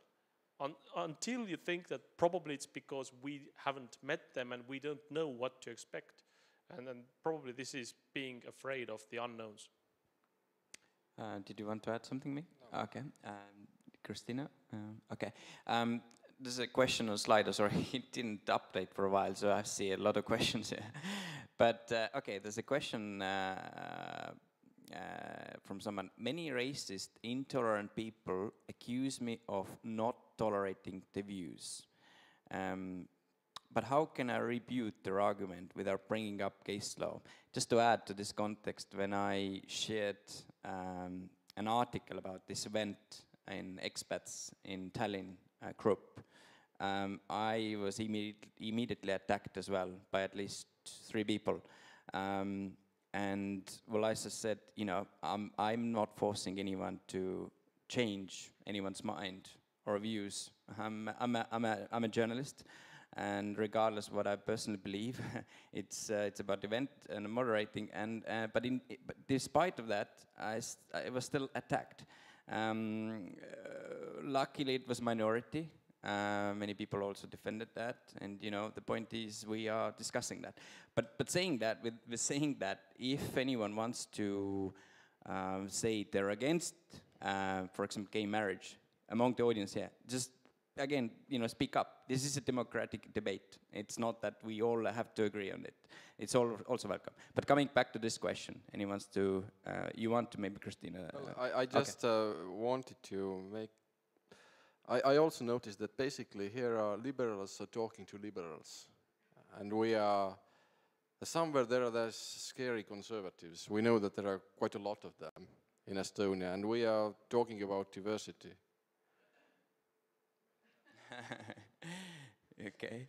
That tends to be the pattern, unfortunately. Sorry, and just quickly before I quote, in fact, tonight we also invited someone from ECRA. In fact, we invited Jaak Madison, who is a member of parliament, the youngest MP there. He couldn't come. I think he almost wanted to come, but he was just busy. And then we invited their second man in the party, Martin Helme, who just said straight away no. So, you know, they actually sometimes refuse to engage, maybe because they see it's not good for them or it doesn't benefit them. You know, their vote doesn't, not maybe here, I don't know. Or they do not feel comfortable here. Maybe, but they shouldn't feel either way. I mean, this because, you know, but yeah, okay. For a politician, the best territory to be is where you don't have natural supporters. So I would, next time I will see Jaak, I will strongly advise him coming and debating on the issue. But not trying to take his shoes in any way, but just to make a point, I think understanding the temperature of the society is something that is very much needed, both by politicians, by the community, by the people who want to actually achieve the best result. Just give you an example. If we would, as I said, if we would have straight away gone to saying that we need gay marriage from now on, we would not have achieved anything. The same is actually with, you know, kind of dosing the issue and getting the understanding of people. You cannot, if you do it very quickly, if you push it very hard, you will almost definitely have a kind of a setback. So that's something that needs to be understood, and just going in a kind of moderate way probably gives the best results. That's also probably if we would have like a gay parade in Estonia, I think we would unfortunately see that we have outspoken Estonians who kind of say bad things. So you kind of probably they are out there still, I'm afraid. Thank you. Christina? Yeah, in terms of the parade, we did organize it for the first time in 10 years last year, and we grossly underestimated the number of supporters and grossly overestimated the number of anti-protesters. So that was a very nice surprise. Yeah, I'll finish. I had a couple of things. The issue of talking to people who already agree with you is very much real. But the question of feeling comfortable somewhere, it's a two-way thing. Like, I would not feel comfortable if EKRE invited me to speak somewhere as well, because they specifically say that they think people like me are whatever they think we are. So why would I feel comfortable around them? Like, decency, common decency works both ways. And I forgot what I had to say. What was the question? Okay, well, the question was, many racist, intolerant people accuse me of not tolerating the views. Right. But how can I refute their argument without... Right. So basically, one thing that I really like, I don't know if it's a quote or if I'm quoting correctly, but basically, your freedom ends where other person's freedom begins. So you can say or do whatever you feel is necessary to express yourself, but don't attack somebody else by doing it. So, like, ideally I work in my everyday job for a society that is better for everyone, including people who might not agree with me. But they might have different reasons for having their values and having their strategies and what they want to achieve, politicians or the activists working for so-called traditional family values. But ultimately, what at least I see is that it's a very one-direction street, whereas they put a lot of resources into basically attacking us, or like NGOs or groups like us, whereas we don't attack them back. We work in the further direction of bettering other people's lives. So it's kind of like the arrows pointing only one direction. And that kind of ultimately creates the question of comfort. Am I comfortable talking to you, or am I comfortable not talking to you and talking to somebody who already agrees with me? And Sarah, I've got a question for you, again from the audience on Slido. What are our solutions when freedom of speech meets hate speech? Because I know for Americans, freedom of speech is obviously very important. It's in the Constitution. But what's your comment on the hate speech? Basically, hello. Okay. You're working now. Yeah. I think, like, obviously freedom of speech is important. I don't think to just Americans, but we do talk about it a lot. But I think the main thing is that you can have any opinions that you want. It's like if somebody disagrees with the fact that, I am a homosexual, that's fine. They can disagree. But as long as they don't start attacking me or threatening me, or they're verbalizing it to a point where I actually might worry that they could, or that they're thinking about it. I think that's where the line is drawn. And obviously, I don't agree with homophobia because, of course, but I'm really open, and I've been told that I'm easy to talk to, so I invite anyone who has an issue with homosexuality to, talk to me about it. I can just attempt to change your mind if you actually care to listen. But I think it's important when you have these dialogues, and especially for me, like I said Americans do tend to be very outspoken, and they will talk to you about these things. It's like I've had so many conversations with homophobic people. You know, after a while, you just kind of get used to it, and it doesn't bother me as long as, you know, they're not being threatening. But I think the key to having these dialogues is to be willing to listen, even for me. Like I will always attempt to listen, because if you don't listen, you can't answer the question. You don't give a chance to be persuasive. How are you going to persuade somebody to, you know, agree with you or see your perspective if you're also not capable of listening back? So I think that mutual respect is very important when you're having, when you're having conversations about anything that are controversial. The problem is that a lot of times it doesn't work the other way. I mean, a lot of times people just don't want to see you as a human being. So if they've already made up their mind, then I can't do much to change that. I mean, but yeah, as far as hate speech goes, I think the main thing is like not getting to a point where anybody feels like they're being attacked or threatened or anything. As long as like you can have an intellectual debate, we can talk about it all day. There's another comment here quickly, just that says sometimes it seems lesbian couples are way more accepted than gay couples in society. Is that true? Okay, so for this question, like I've analyzed this pretty, like it's important to me. It's an important question. I think that it depends on context. Like it depends on like where you are or who you're talking to, and you have to kind of see like intersectionality here. Gay men tend to deal with more aggressive behaviors from homophobic people. Gay men do have a tendency to be targeted on a physical level. Not saying that women don't do it, because I mean, I've been physically threatened by both straight men and straight women who are homophobic.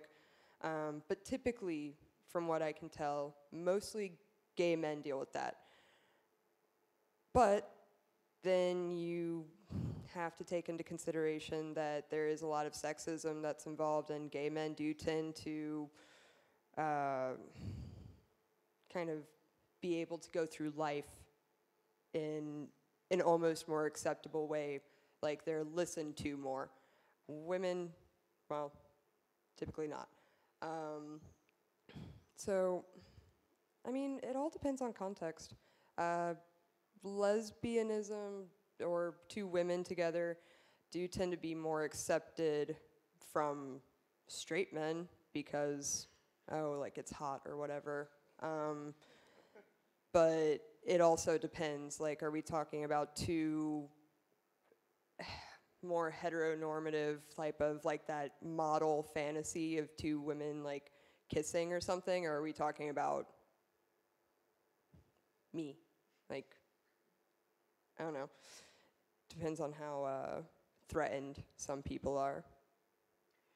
Okay, but another important question is, some parties are pushing the idea that questions like these should be put on the public referendum. Well, starting with you, Mick, what do you think of this idea? Obviously, for example, Switzerland, they're having referendum on, you know, all sorts of topics. But it was argued here in Estonia as well that, you know, if more than half of the population is against it, should be put on a referendum. I do generally like a Swiss system, their decentralization and low taxes and a lot of referendum.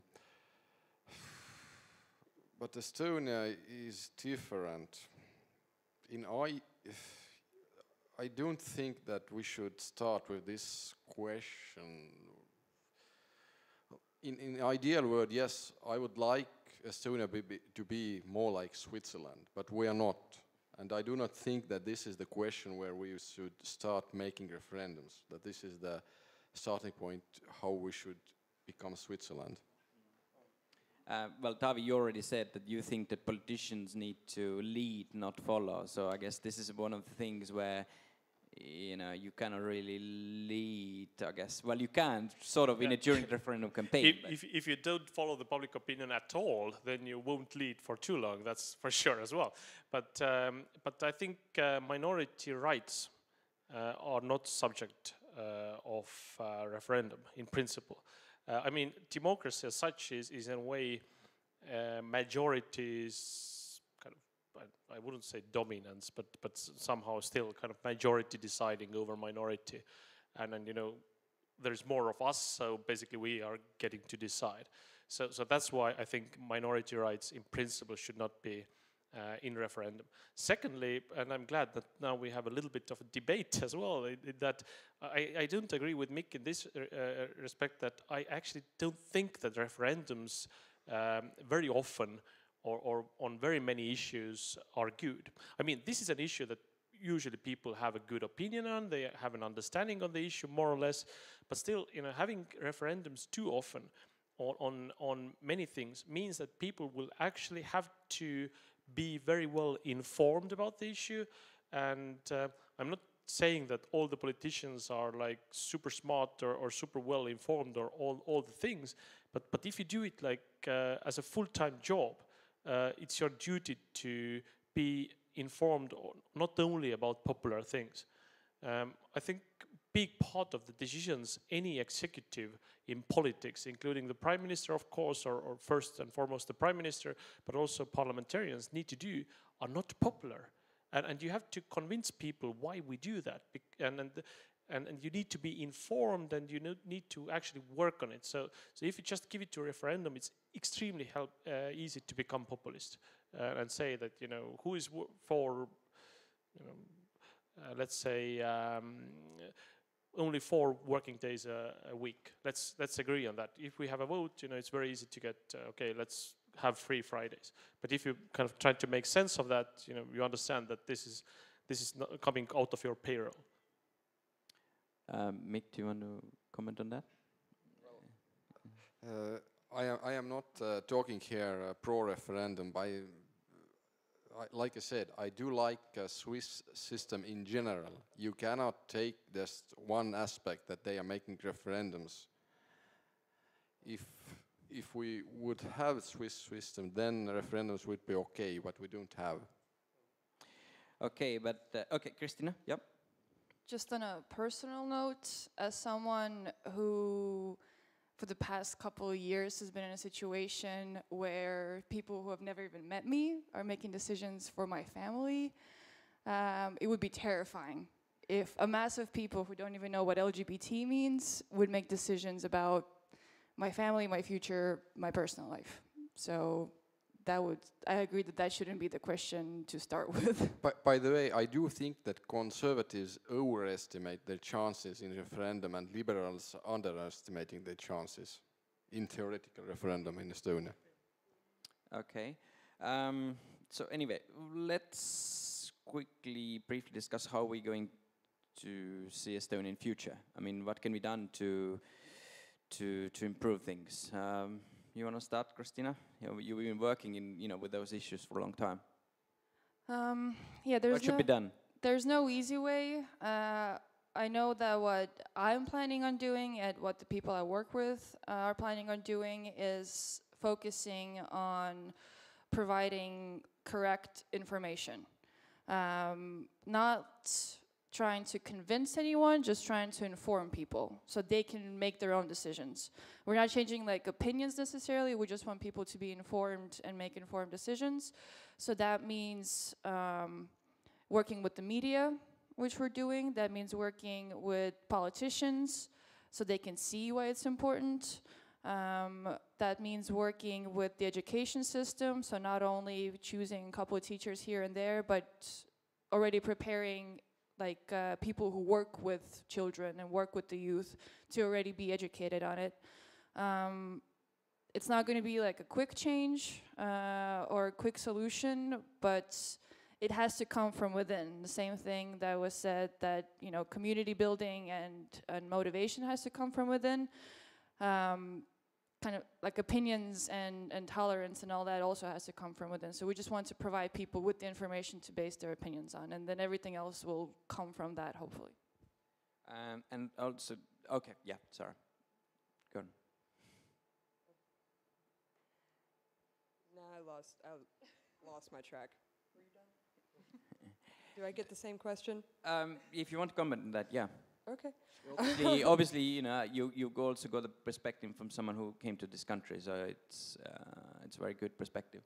Yeah, I was just thinking that I think as far as specific to the LGBT community, I think that it does stem mainly from the community itself, and I think I mean, as far as tolerance in general goes, whether it's racism or like classism or any type of discrimination thing or anything that you could be intolerant towards, I think it's important for people to actually be open. Obviously, you can't hide the color of your skin if you're talking about that, but I think it's important for people to actually be open about it and not to hide, and to be open to having like difficult conversations and just not trying to be invisible, because if that's the case, then nobody ever gets educated and nobody learns, nobody sees any other experiences other than their own, and they're safe to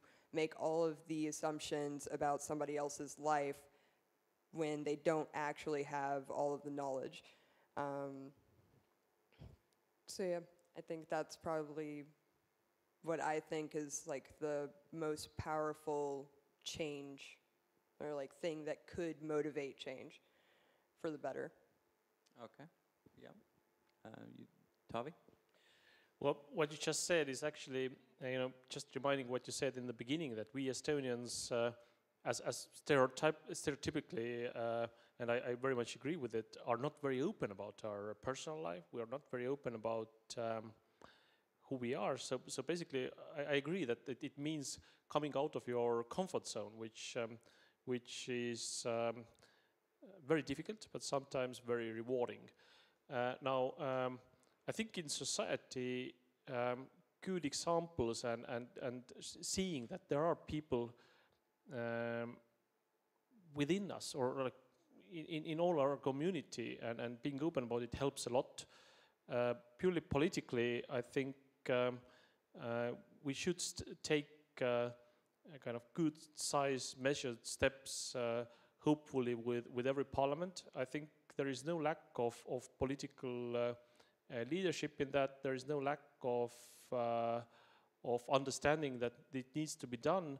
It's simply the question of where the balance is in every specific kind of parliament, kind of 101. Currently, as I said, we have tried to do the best to have 101 votes to have those acts as well, and just to perhaps also make some adjustments so that it's less bureaucratic obstacles and so forth.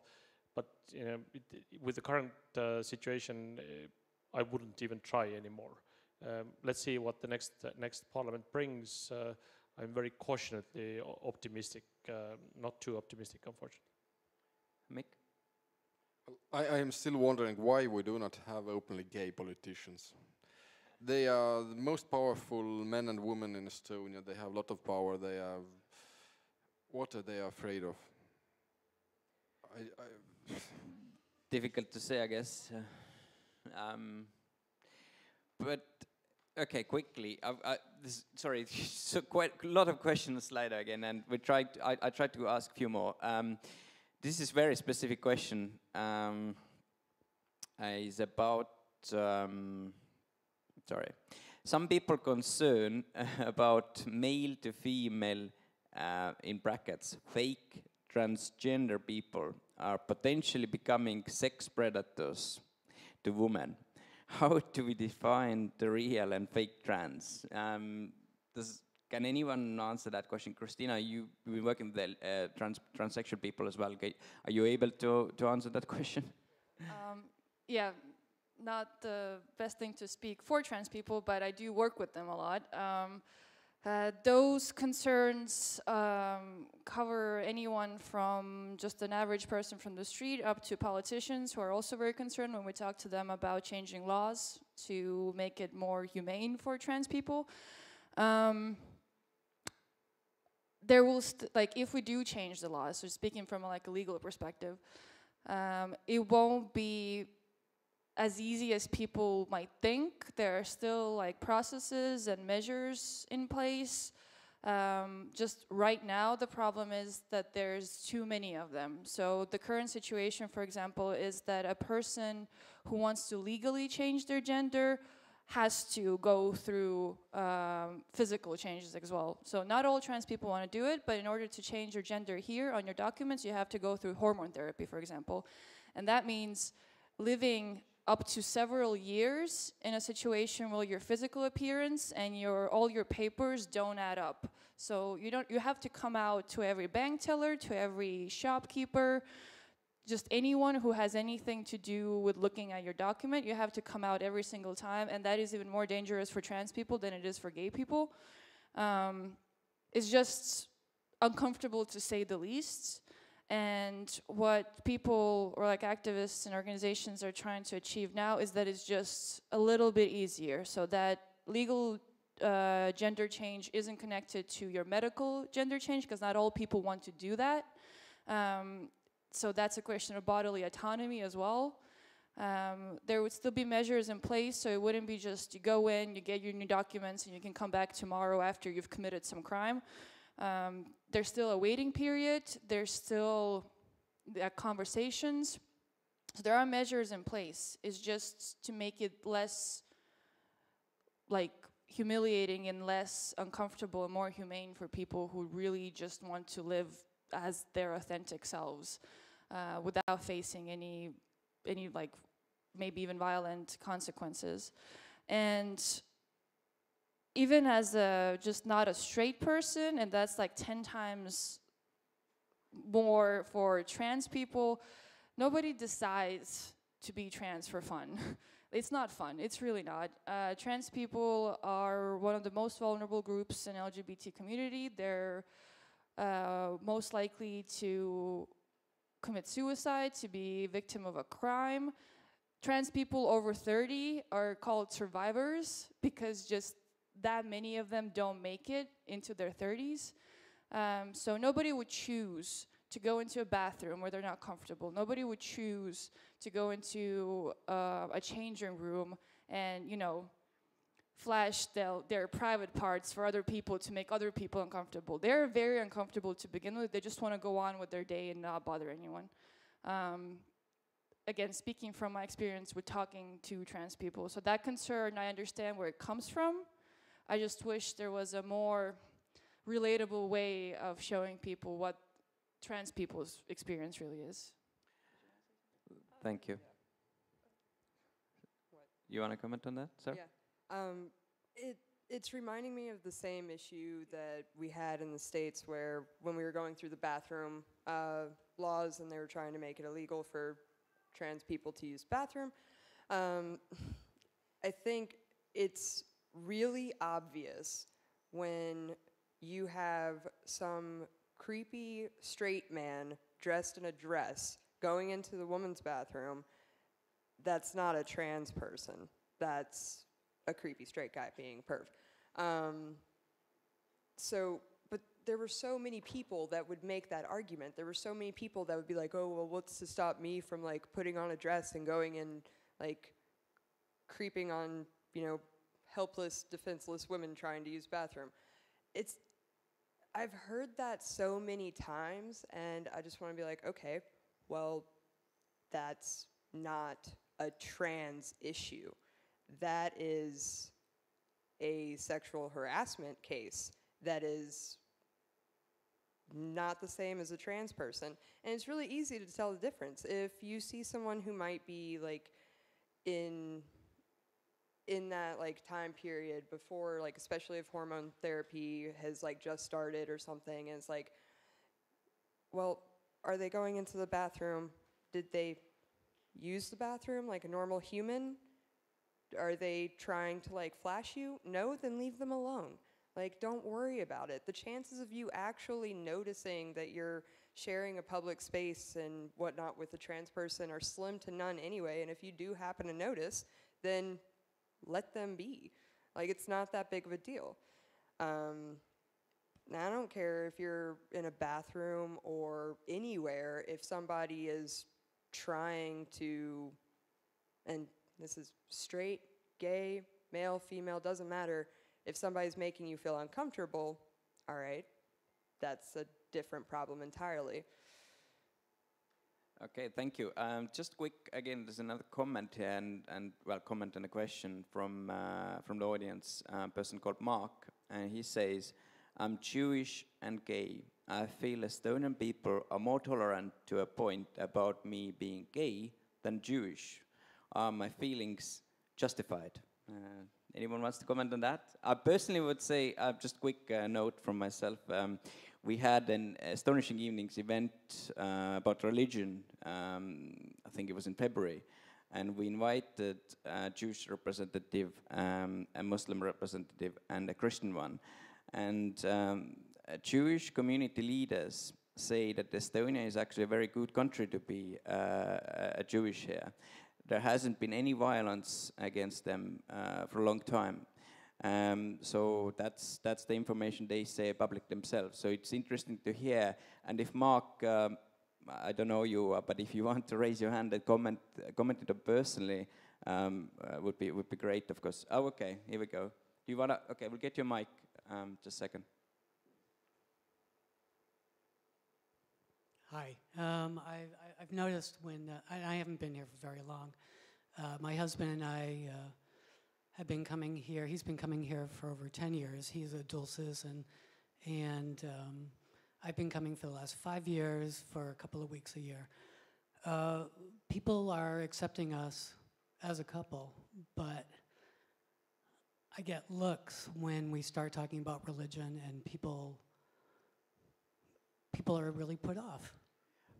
Can I just clarify? Is it like in one-to-one conversations, or where do you feel that? You know, do you wear kippah on the street? Someone say something about it? I don't. No. Okay. No. But I've talked to people who were friends, and now they're put off because of the religion thing. Anyone wants to comment on that?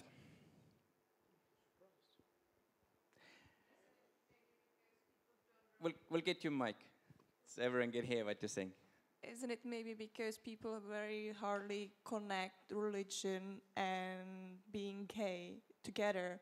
Because normally when you have very religious countries, the idea of being gay is less acceptable because normally all the Bible, etc., they don't accept it.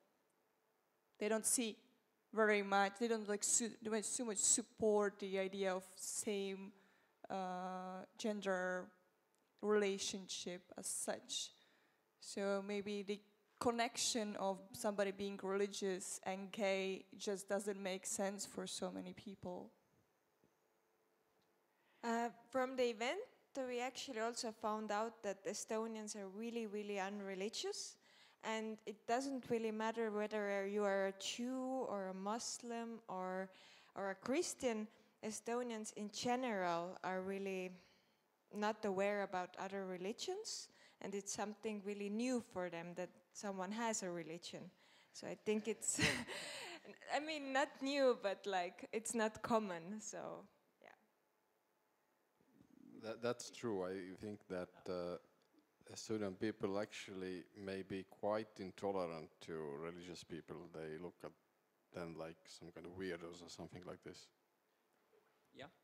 But I would, yeah, it might be so. It's because, again, historical reasons probably, but I would be hugely surprised if that would be anything to do of you being Jewish.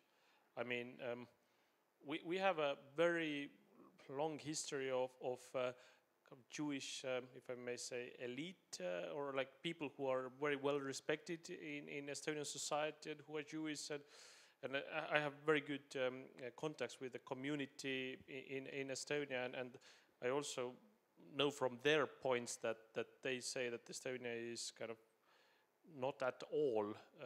They have been feeling very safe here. The only threat they felt was when we had lots of people coming, not those who live in Estonia, but people who are coming with ferries from abroad, and if they might pose some threats because of the, what happened in many countries, all sorts of terrible attacks. So yeah, I honestly don't think that if you tell in anywhere in Estonia that you're a Jew, that you would be likely to have any people saying that this is something bad. I wouldn't accept that, or yeah, that would be a huge surprise for me. Well, I have noticed in Western Europe that sometimes people are quite anti-Israel because of this political situation with Palestine and so on, and sometimes I do think that is actually a cover to anti-Semitism, but I am not sure that this debate is very hot in Estonia. I guess it could be one thing, yes, that people are, but I think generally Estonian people don't mix up, Jewish and well, whether they're Jewish or Israeli. I mean, okay, they know obviously there's a connection, but I mean, they also know that people, lots of Jews live outside Israel, personally. But I'm happy to speak to you about after the event and connect you with the local Jewish community as well. I'm sure they can share valuable information. But anyway, I've got a question. Yeah, well, there's actually, I would like, there's a question at the end, but first I would like to share from personal experience. Somebody here mentioned that one of the most effective ways or I would say perhaps the only one, aside from legislation, is to be exposed to people of different races, sexual orientation, religions, disabilities. When you are exposed to all these individuals, you become tolerant. And from personal experience, I can say that it's actually true. I come from a city in Mexico. It's Guadalajara. It's very conservative. People that are even Protestant are not tolerated. Not to mention gay people. People of darker skin are also discriminated there. And I moved to San Francisco to work there in a startup. And I remember the day when I went to the interview. After the interview, I saw two really hot guys kissing in the street in San Francisco, and that was a shock to me. Then I moved there. I had friends that were gay. Actually, my manager was gay. I made friends with Muslims, people from everywhere, and that actually changed me. And it's true that I think the most effective way to work towards tolerance is being exposed. And the younger you start, the better. And here comes the question. When I live in North Carolina, there was a program to have kids from poor districts, school districts, to take classes in rich districts. And this basically broke the barrier of African American kids not making friends with white kids because of the economic divide, the gentrification problem. Question is it something like that being pursued in Estonia? For example, having kids from different districts in Tallinn or different cities in Estonia, having courses, or just making sure youngsters mingle between each other from different cities, different districts, different socioeconomic backgrounds. Is the Ministry of Education pursuing that? Because the future of Estonia is the kids. We're having all these corrective actions with the grown-ups that we probably not change many of our views. So the future is the kids. What are we doing to expose them to different individuals? Okay, and I'll just quickly add another comment what was on a Slido is that, or question, why are young people more tolerant? But I mean, Taavi partly already explained that. That's exactly because of Soviet occupation. During the Soviet time, for example, homosexuality was a criminal offense. You could go to prison for 5 years for this, and no one was publicly out. So, of course, that's the logical answer to that. But anyone wants to comment on that? Question there? I know there are exchanges between Russians and Estonian youth. So basically that kind of things are happening, for example, to bring young people together who are different or from different sides. Also, sorry. Just one comment. I think in Estonia, most stigmatized is Ida-Virumaa, the region to the east, especially Narva, of course. So there are some people call it the second or the third Estonia sometimes. So there is a huge gap in many things. And I feel very personally about it because both of my parents come from Ida-Virumaa, and I didn't really grow up there, but I spent most of my childhood summers and so on there. And I still go there very often. So it is my favorite place in Estonia. And although I've never lived there, and I'm also Estonian heritage, but I can see the way people are afraid to go to Ida-Virumaa. They're talking about it. So to answer your question, I think this would be the region in Estonia that's most maybe like excluded from talks of the society, that's kind of pushed aside a lot, or kind of the problem region a lot. We've also, just as a comment, we've talked about it within our team as well.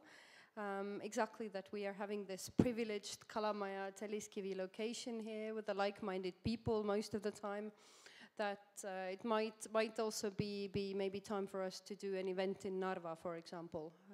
I don't know in which language or with maybe live translations, but that's like an idea for the future as well, to bring people more together. Okay, thank you. Yes, as I said, we're gonna have a Russian topic, separate topic, but let's just focus, and we're wrapping up slowly. Let's just focus on tonight's topic. Someone wanted to ask a question from Mick specifically. Can you raise your hand who wanted to ask a question from Mick? Okay, a gentleman at the back there. Yeah, we'll get the mic for you. Thank you. Well, my name is Isaac. I think I've been in Estonia almost for 4 years. I'm not sure if I'm Catalan or Spanish, so I'm still deciding. And and basically, before the question, I wanted to explain something, right? Like, I think many people has talked today about education, about how we make like Estonian men like come out, right, or something like that. And I think always goes because of pedagogy, right? So because education. So for example, if we take now like 2 kids like 2 years old, you will see, and one of just Estonian kid 2 years old, and then you take another. And you tell to that kid, like, okay, yeah, so this is a man, Eric, for example, it's black, and it's going to be gay. Go and play with him. That other person will go and play with him without not thinking, like, if it's, what does it mean to be black, or what does it mean to be gay, right? But so there is a pedagogy in the Estonian society, in every society, I guess, as well, direct or indirect, of how you become from 2 years old not caring or not giving a fuck about who you were, about starting moving into, yeah, take care because he's black, or take care because he's gay, or any other thing, right? So my point is, like, also I believe that media has a role playing on that. And we were saying that Estonian media is a little bit trying to be a little bit neutral, but something that surprised me last year, I was in the LGBT parade that last year here in Tallinn, and it was very cool. But what was like 2,000 people? I don't know. Like, it was amazing. I was very surprised for that happening in Estonia. And my point is, like, the first thing that I did when I arrived home was like, I'm gonna check Estonian media. I studied communication management here in Tallinn University, and media for me is important. I deal with marketing on my daily basis, and I was like, I want to see Estonian media. Like, let's see how they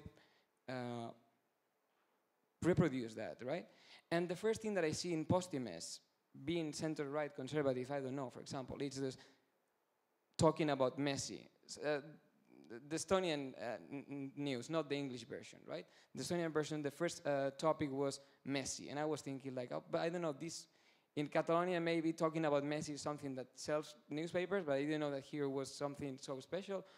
And then I started scrolling down, and I see that probably was the 10th biggest news of the day, and I was like, come on, like it probably has been the biggest march of people in Estonia in support of human rights, and it's on the 10th position, not on the first one.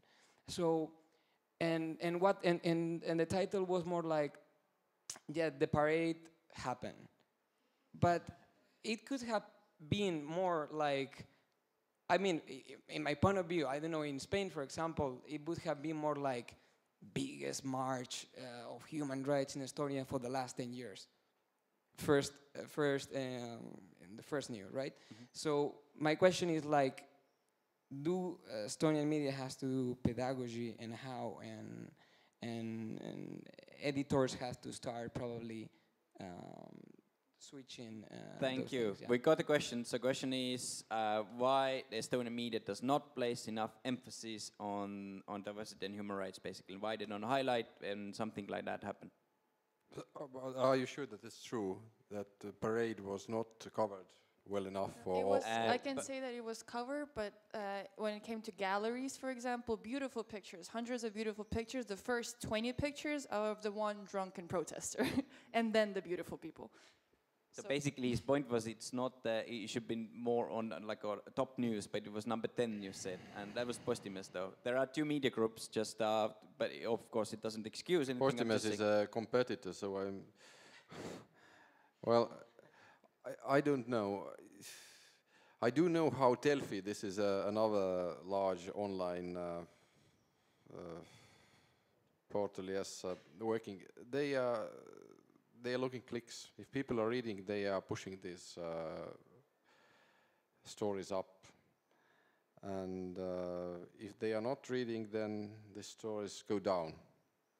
Very that kind of value-free decision. But at the same time, Mick, you said before, you spoke about the role models yourself.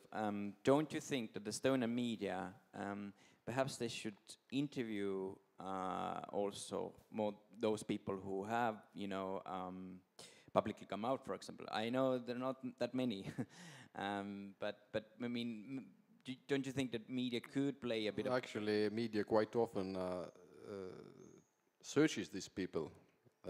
They don't want to talk about it. We recently had an interview in Eesti Express with a businessman who is a gay, and he didn't want to talk about this topic. He's a very rich man, one of the richest in Estonia. We asked, we talked privately off the record, but he didn't want this to be in the paper. Fair enough.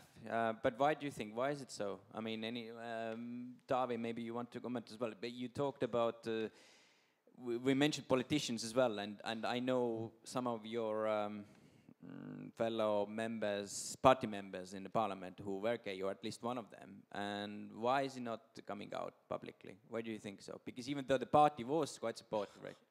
I do not know that, but I'm struggling of knowing if there is anyone gay in the current parliament or government, and that's probably because I'm the worst people actually knowing that, and I don't think if it's necessary that I know that, because it's not necessarily my business.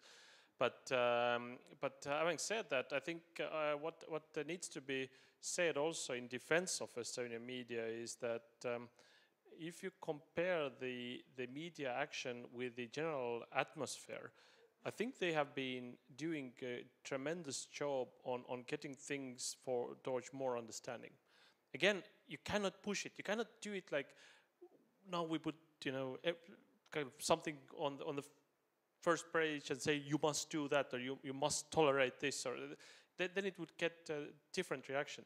But I remember that during the cohabitation law discussion, I think Estonian media was very responsible, and I especially felt that when there was a question of refugees coming to Estonia, that actually overheated perhaps even more. Like that was the second debate after 1 year. We had the cohabitation law debate that every family in Christmas table was very passionately talking about and not necessarily agreeing among themselves. And the next year at Christmas tables, we were talking about refugees coming to Estonia. Basically, nobody came, but you know that's a different story. But it was very easy to play on fear card, and the Estonian people was kind of ready to accept the fear or ready to get afraid. And I think media was doing a very responsible job in explaining things. And then when it comes to pictures, you know, at any topic, of course, we are very sensitive about all the topics that we are related to, but at any topic, very beautiful picture, getting the first, will not be the one who gets most clicks. Most clicks is always if there is a sensation. If you know, somebody has, you know, fallen somewhere, or you know, some like drunk Protestant is much better to photograph than just a beautiful Protestant. That's the unfortunate truth, and that's the click story probably, which is necessary because media needs to get their income as well, and we have to kind of understand that as well. So they are doing their business. Thank you. And I just wanted to add that today in Delphi, I know that one of the most popular stories was about some serial shitter, some man who was, pervert who was in public places doing his, you know, business.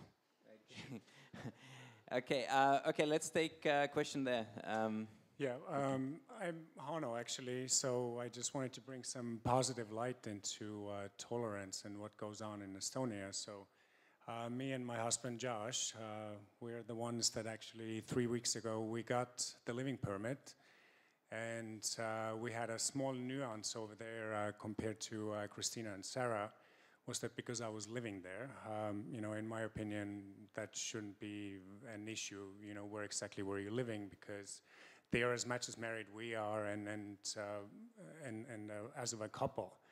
And I think, Sarah, you actually touched a really good point over there, that that tolerance, like for us actually, and I've been gone for 14 years now, and I just moved back half a year ago, that tolerance over here I've actually gotten from straight people or heterosexuals. I haven't had any problems, but the intolerance actually is within our community at some point. And the saddest part was that, you know, I've ran into that multiple times. Both Josh and we actually filled out an application. We wanted to be part of the LGBT association, but we were turned down. Or they wouldn't take our applications. I've also been very avid to a Human Rights Center. And I said, you can use my story. I also shared my the application and everything, whatever came back from police and border control. And I really haven't been approached. And then I think that's the saddest part. So the question is, to our community, so how can we get rid of that intolerance inside of our community? Because we can't be the hypocrites of asking from other groups to be tolerant towards us if we are intolerant inside of our family. So to both parties, I really would like to know that, because we had such a positive time over here, and actually from police and border control, we were pushed back. We were in the system for about 5 months, and they pushed back because your guys' case was in the courts. So what can we do? Because, you know, I'm just completely, actually, when Josh actually went to LGBT association last week, I was really surprised. And one of the things they said was, oh, do you want to put this on your resume so that you would have volunteer, you know? And I was like, what? Like, we're the forefront, and we're the first couple in Estonia who got actually the living permit. you know, again, because of that small nuance, but like it doesn't really matter. So what can we do? As the person who had the conversation with Josh, I would just like to clarify, we weren't turned down because of intolerance. It's because we're just not accepting members anymore, because we're trying to tone down members. However, we did find a collaboration point with Josh. But the issue of not working together within the community is also very, very much real. It starts from like the previous topic of the media. There's just not enough people who are willing to talk publicly. Like we just recently got some younger people who aren't burdened, I guess, by all the previous experiences that older generations have, who are willing to publicly speak about being trans. We could not find a single trans person who would be willing to speak publicly.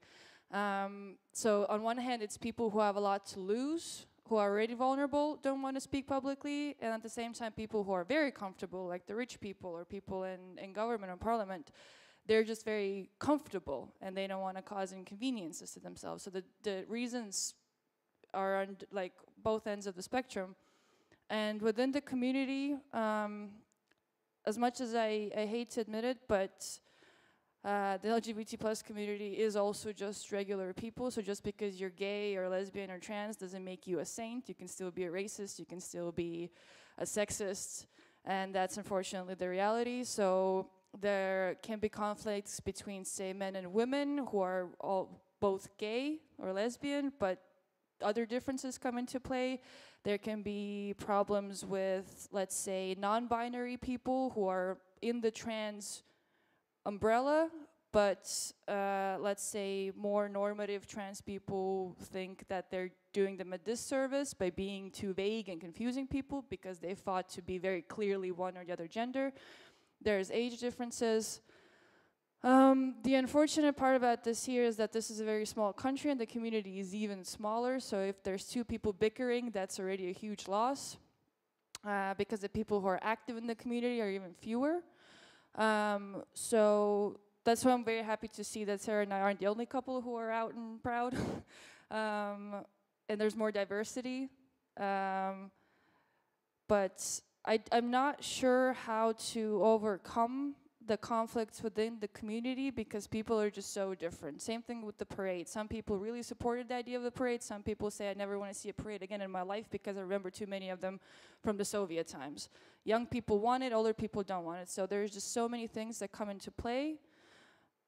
I think one part of it is explaining to people why it's important to be out in public and to talk about yourselves, but you can never force anyone to be out. You can never force anyone to be. Even gay people can be intolerant. You can never force anyone to anything. Okay, I've got one hand there. The thing is, the time just flies. We promised panelists we're going to finish 9:30. We half an hour over the schedule. But I'll take your remark there once quickly, briefly. Just the gentleman at the back, and then we're going to wrap up. Sorry, guys. I'm clumsy, I'm sorry.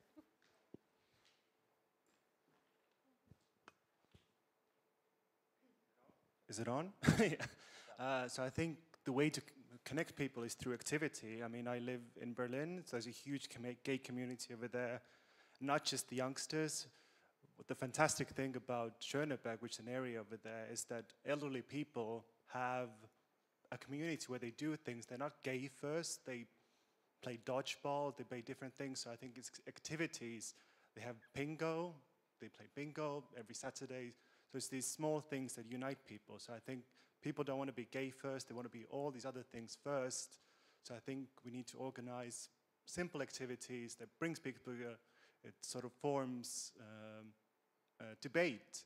So I think we don't have any of that. We don't have a gay club where there is something like this, but it's kind of dodgy. It's not really a place where any of us would want to stay. I think I would be ashamed of myself to go there on the weekend. So I think it's the simple activities that's completely missing in our society. We are not organizing anything. I think this is a key issue over here. Yeah, I agree, and I'm not going to argue over taste. Some people like going to a club, some people don't. On that note, I would very much encourage anyone to feel that they can organize something. Very often people feel like, oh, there's an organization, they'll do it, and I'll just go and consume whatever they give me. That's not how it works. The word association might sound fancy, but it's literally like 3.5 people working there. Like, very limited resources. Same thing with like Human Rights Center or us, and I know like a handful of activists who might organize like queer parties or some talks or something, but this many people. There's only so much they can do. So I always try to encourage people that you don't have to have a fancy title in order to organize something. You can talk to people, network a bit, create an event. Next time it's even bigger. Like anybody can do something. If you feel that something is missing, do it, and the people who are already doing it will support it. So this like kind of horizontal community, like not even activism, just acting and mobilizing and organizing and doing things together is very much lacking here.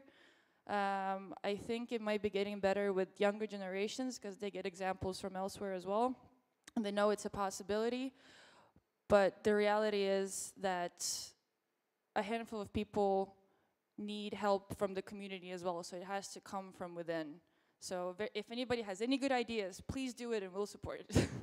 There's also a similar comment here that creating safe environments like the one today is already helpful. Maybe support groups for all who feel misfit and not just those who speak Estonian. So of course the society is changing, more and more people are coming from other countries here, so it's changing as this event shows. But anyway, last note, I'm sorry guys, we're just well behind, and sorry all those whose questions are not answered, but we'll come back to maybe to the same topic in future, and then we can discuss again. But last note, Estonia in 5 years' time, what's your take when it comes to diversity and tolerance?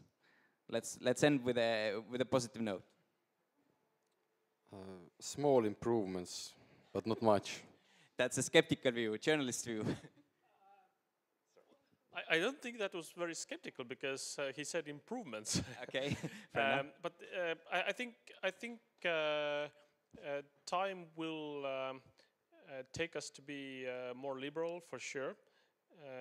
And if we are smart enough to measure the steps, that is very important.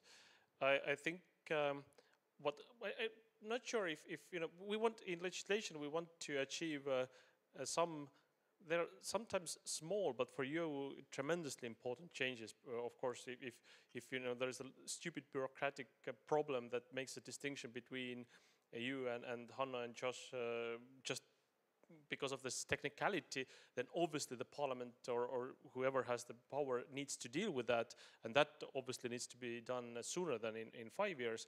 I wouldn't expect any change in better or worse in either constitution or anything that very fundamental in that. I think those voices, ultra-conservatives that are saying that we should have something in constitution, they are purely doing it for the sake of getting votes from their electorate, which is the conservative electorate. What I hope to see in the next 5 years is more people feeling safe to be open about it. And perhaps also, I'm sorry to say, but I don't even know if there are good places where to go and meet, like where you can feel safe. So there's an obvious need for that in Tallinn, and also for those, if you are from outside Estonia, you need to know where to go and whom to meet in order to really feel like, you know, that nobody looks differently or like at you or something like that. Well, there is one gay club as far as I know, but Sarah. Obviously, I think Estonia is progressing when it comes to this topic. I mean, I haven't been. Sorry. Anyway, I haven't been here for very long, a year this time, on and off for, 4 years. As an outsider, I mean, I see the progression, and obviously, as a foreigner, I'm not going to understand the cultural differences, but since I have lived in the States for so long, I really just want the Estonian public and especially the Estonian community to start organizing more things and start like becoming more visible and building, and also to stop being so afraid of controversy. Like, these things need to be discussed, and the faster you discuss them, the easier it gets, and the faster things actually move along. But you can't always play it safe. I mean, that goes anywhere from, you know, trying to push laws through to organizing pride. I mean, just going back off of what Kiku was talking about, like, definitely within the community itself, it's like, go for it. Don't think that you can't do something. I mean, I am not much of an organizer, and I somehow managed to help a little bit, maybe not as much as I should have, but still managed to, you know, push pride to actually happen. And plenty of people did not want that. Plenty of people, you would have to talk and debate with them all day, and those are also people within the community itself. Like, anyway, as far as progression goes, like, I think it's important just to actually start making changes instead of waiting for other people to do it for you. Thank so you. That's why I want to see it. Thanks. And Christina, you want to finish that? Yes, very shortly, I would like to see decision makers be more brave at their jobs, and the community to be stronger and more, I don't know what's a good word, outspoken, self-reliant, just more proud. Thank you. We're wrapping up. Just before we finish, also would like to thank our sponsors, Telliskivi Creative City, Human Rights Center, and Estonian World as a media partner. We are Estonishing Evenings. If you want to follow our future events, just go to Facebook, find Estonishing Evenings page, and we post all the updates. Probably gonna have a summer holiday. I'm sure many of you will maybe travel away as well, and will return in September. Question of Estonian Russians and versus Estonians, etc. That might be actually our next event, but yeah, you will see. But thanks again, Christina, Sarah, Taavi, and Mick. Thank you.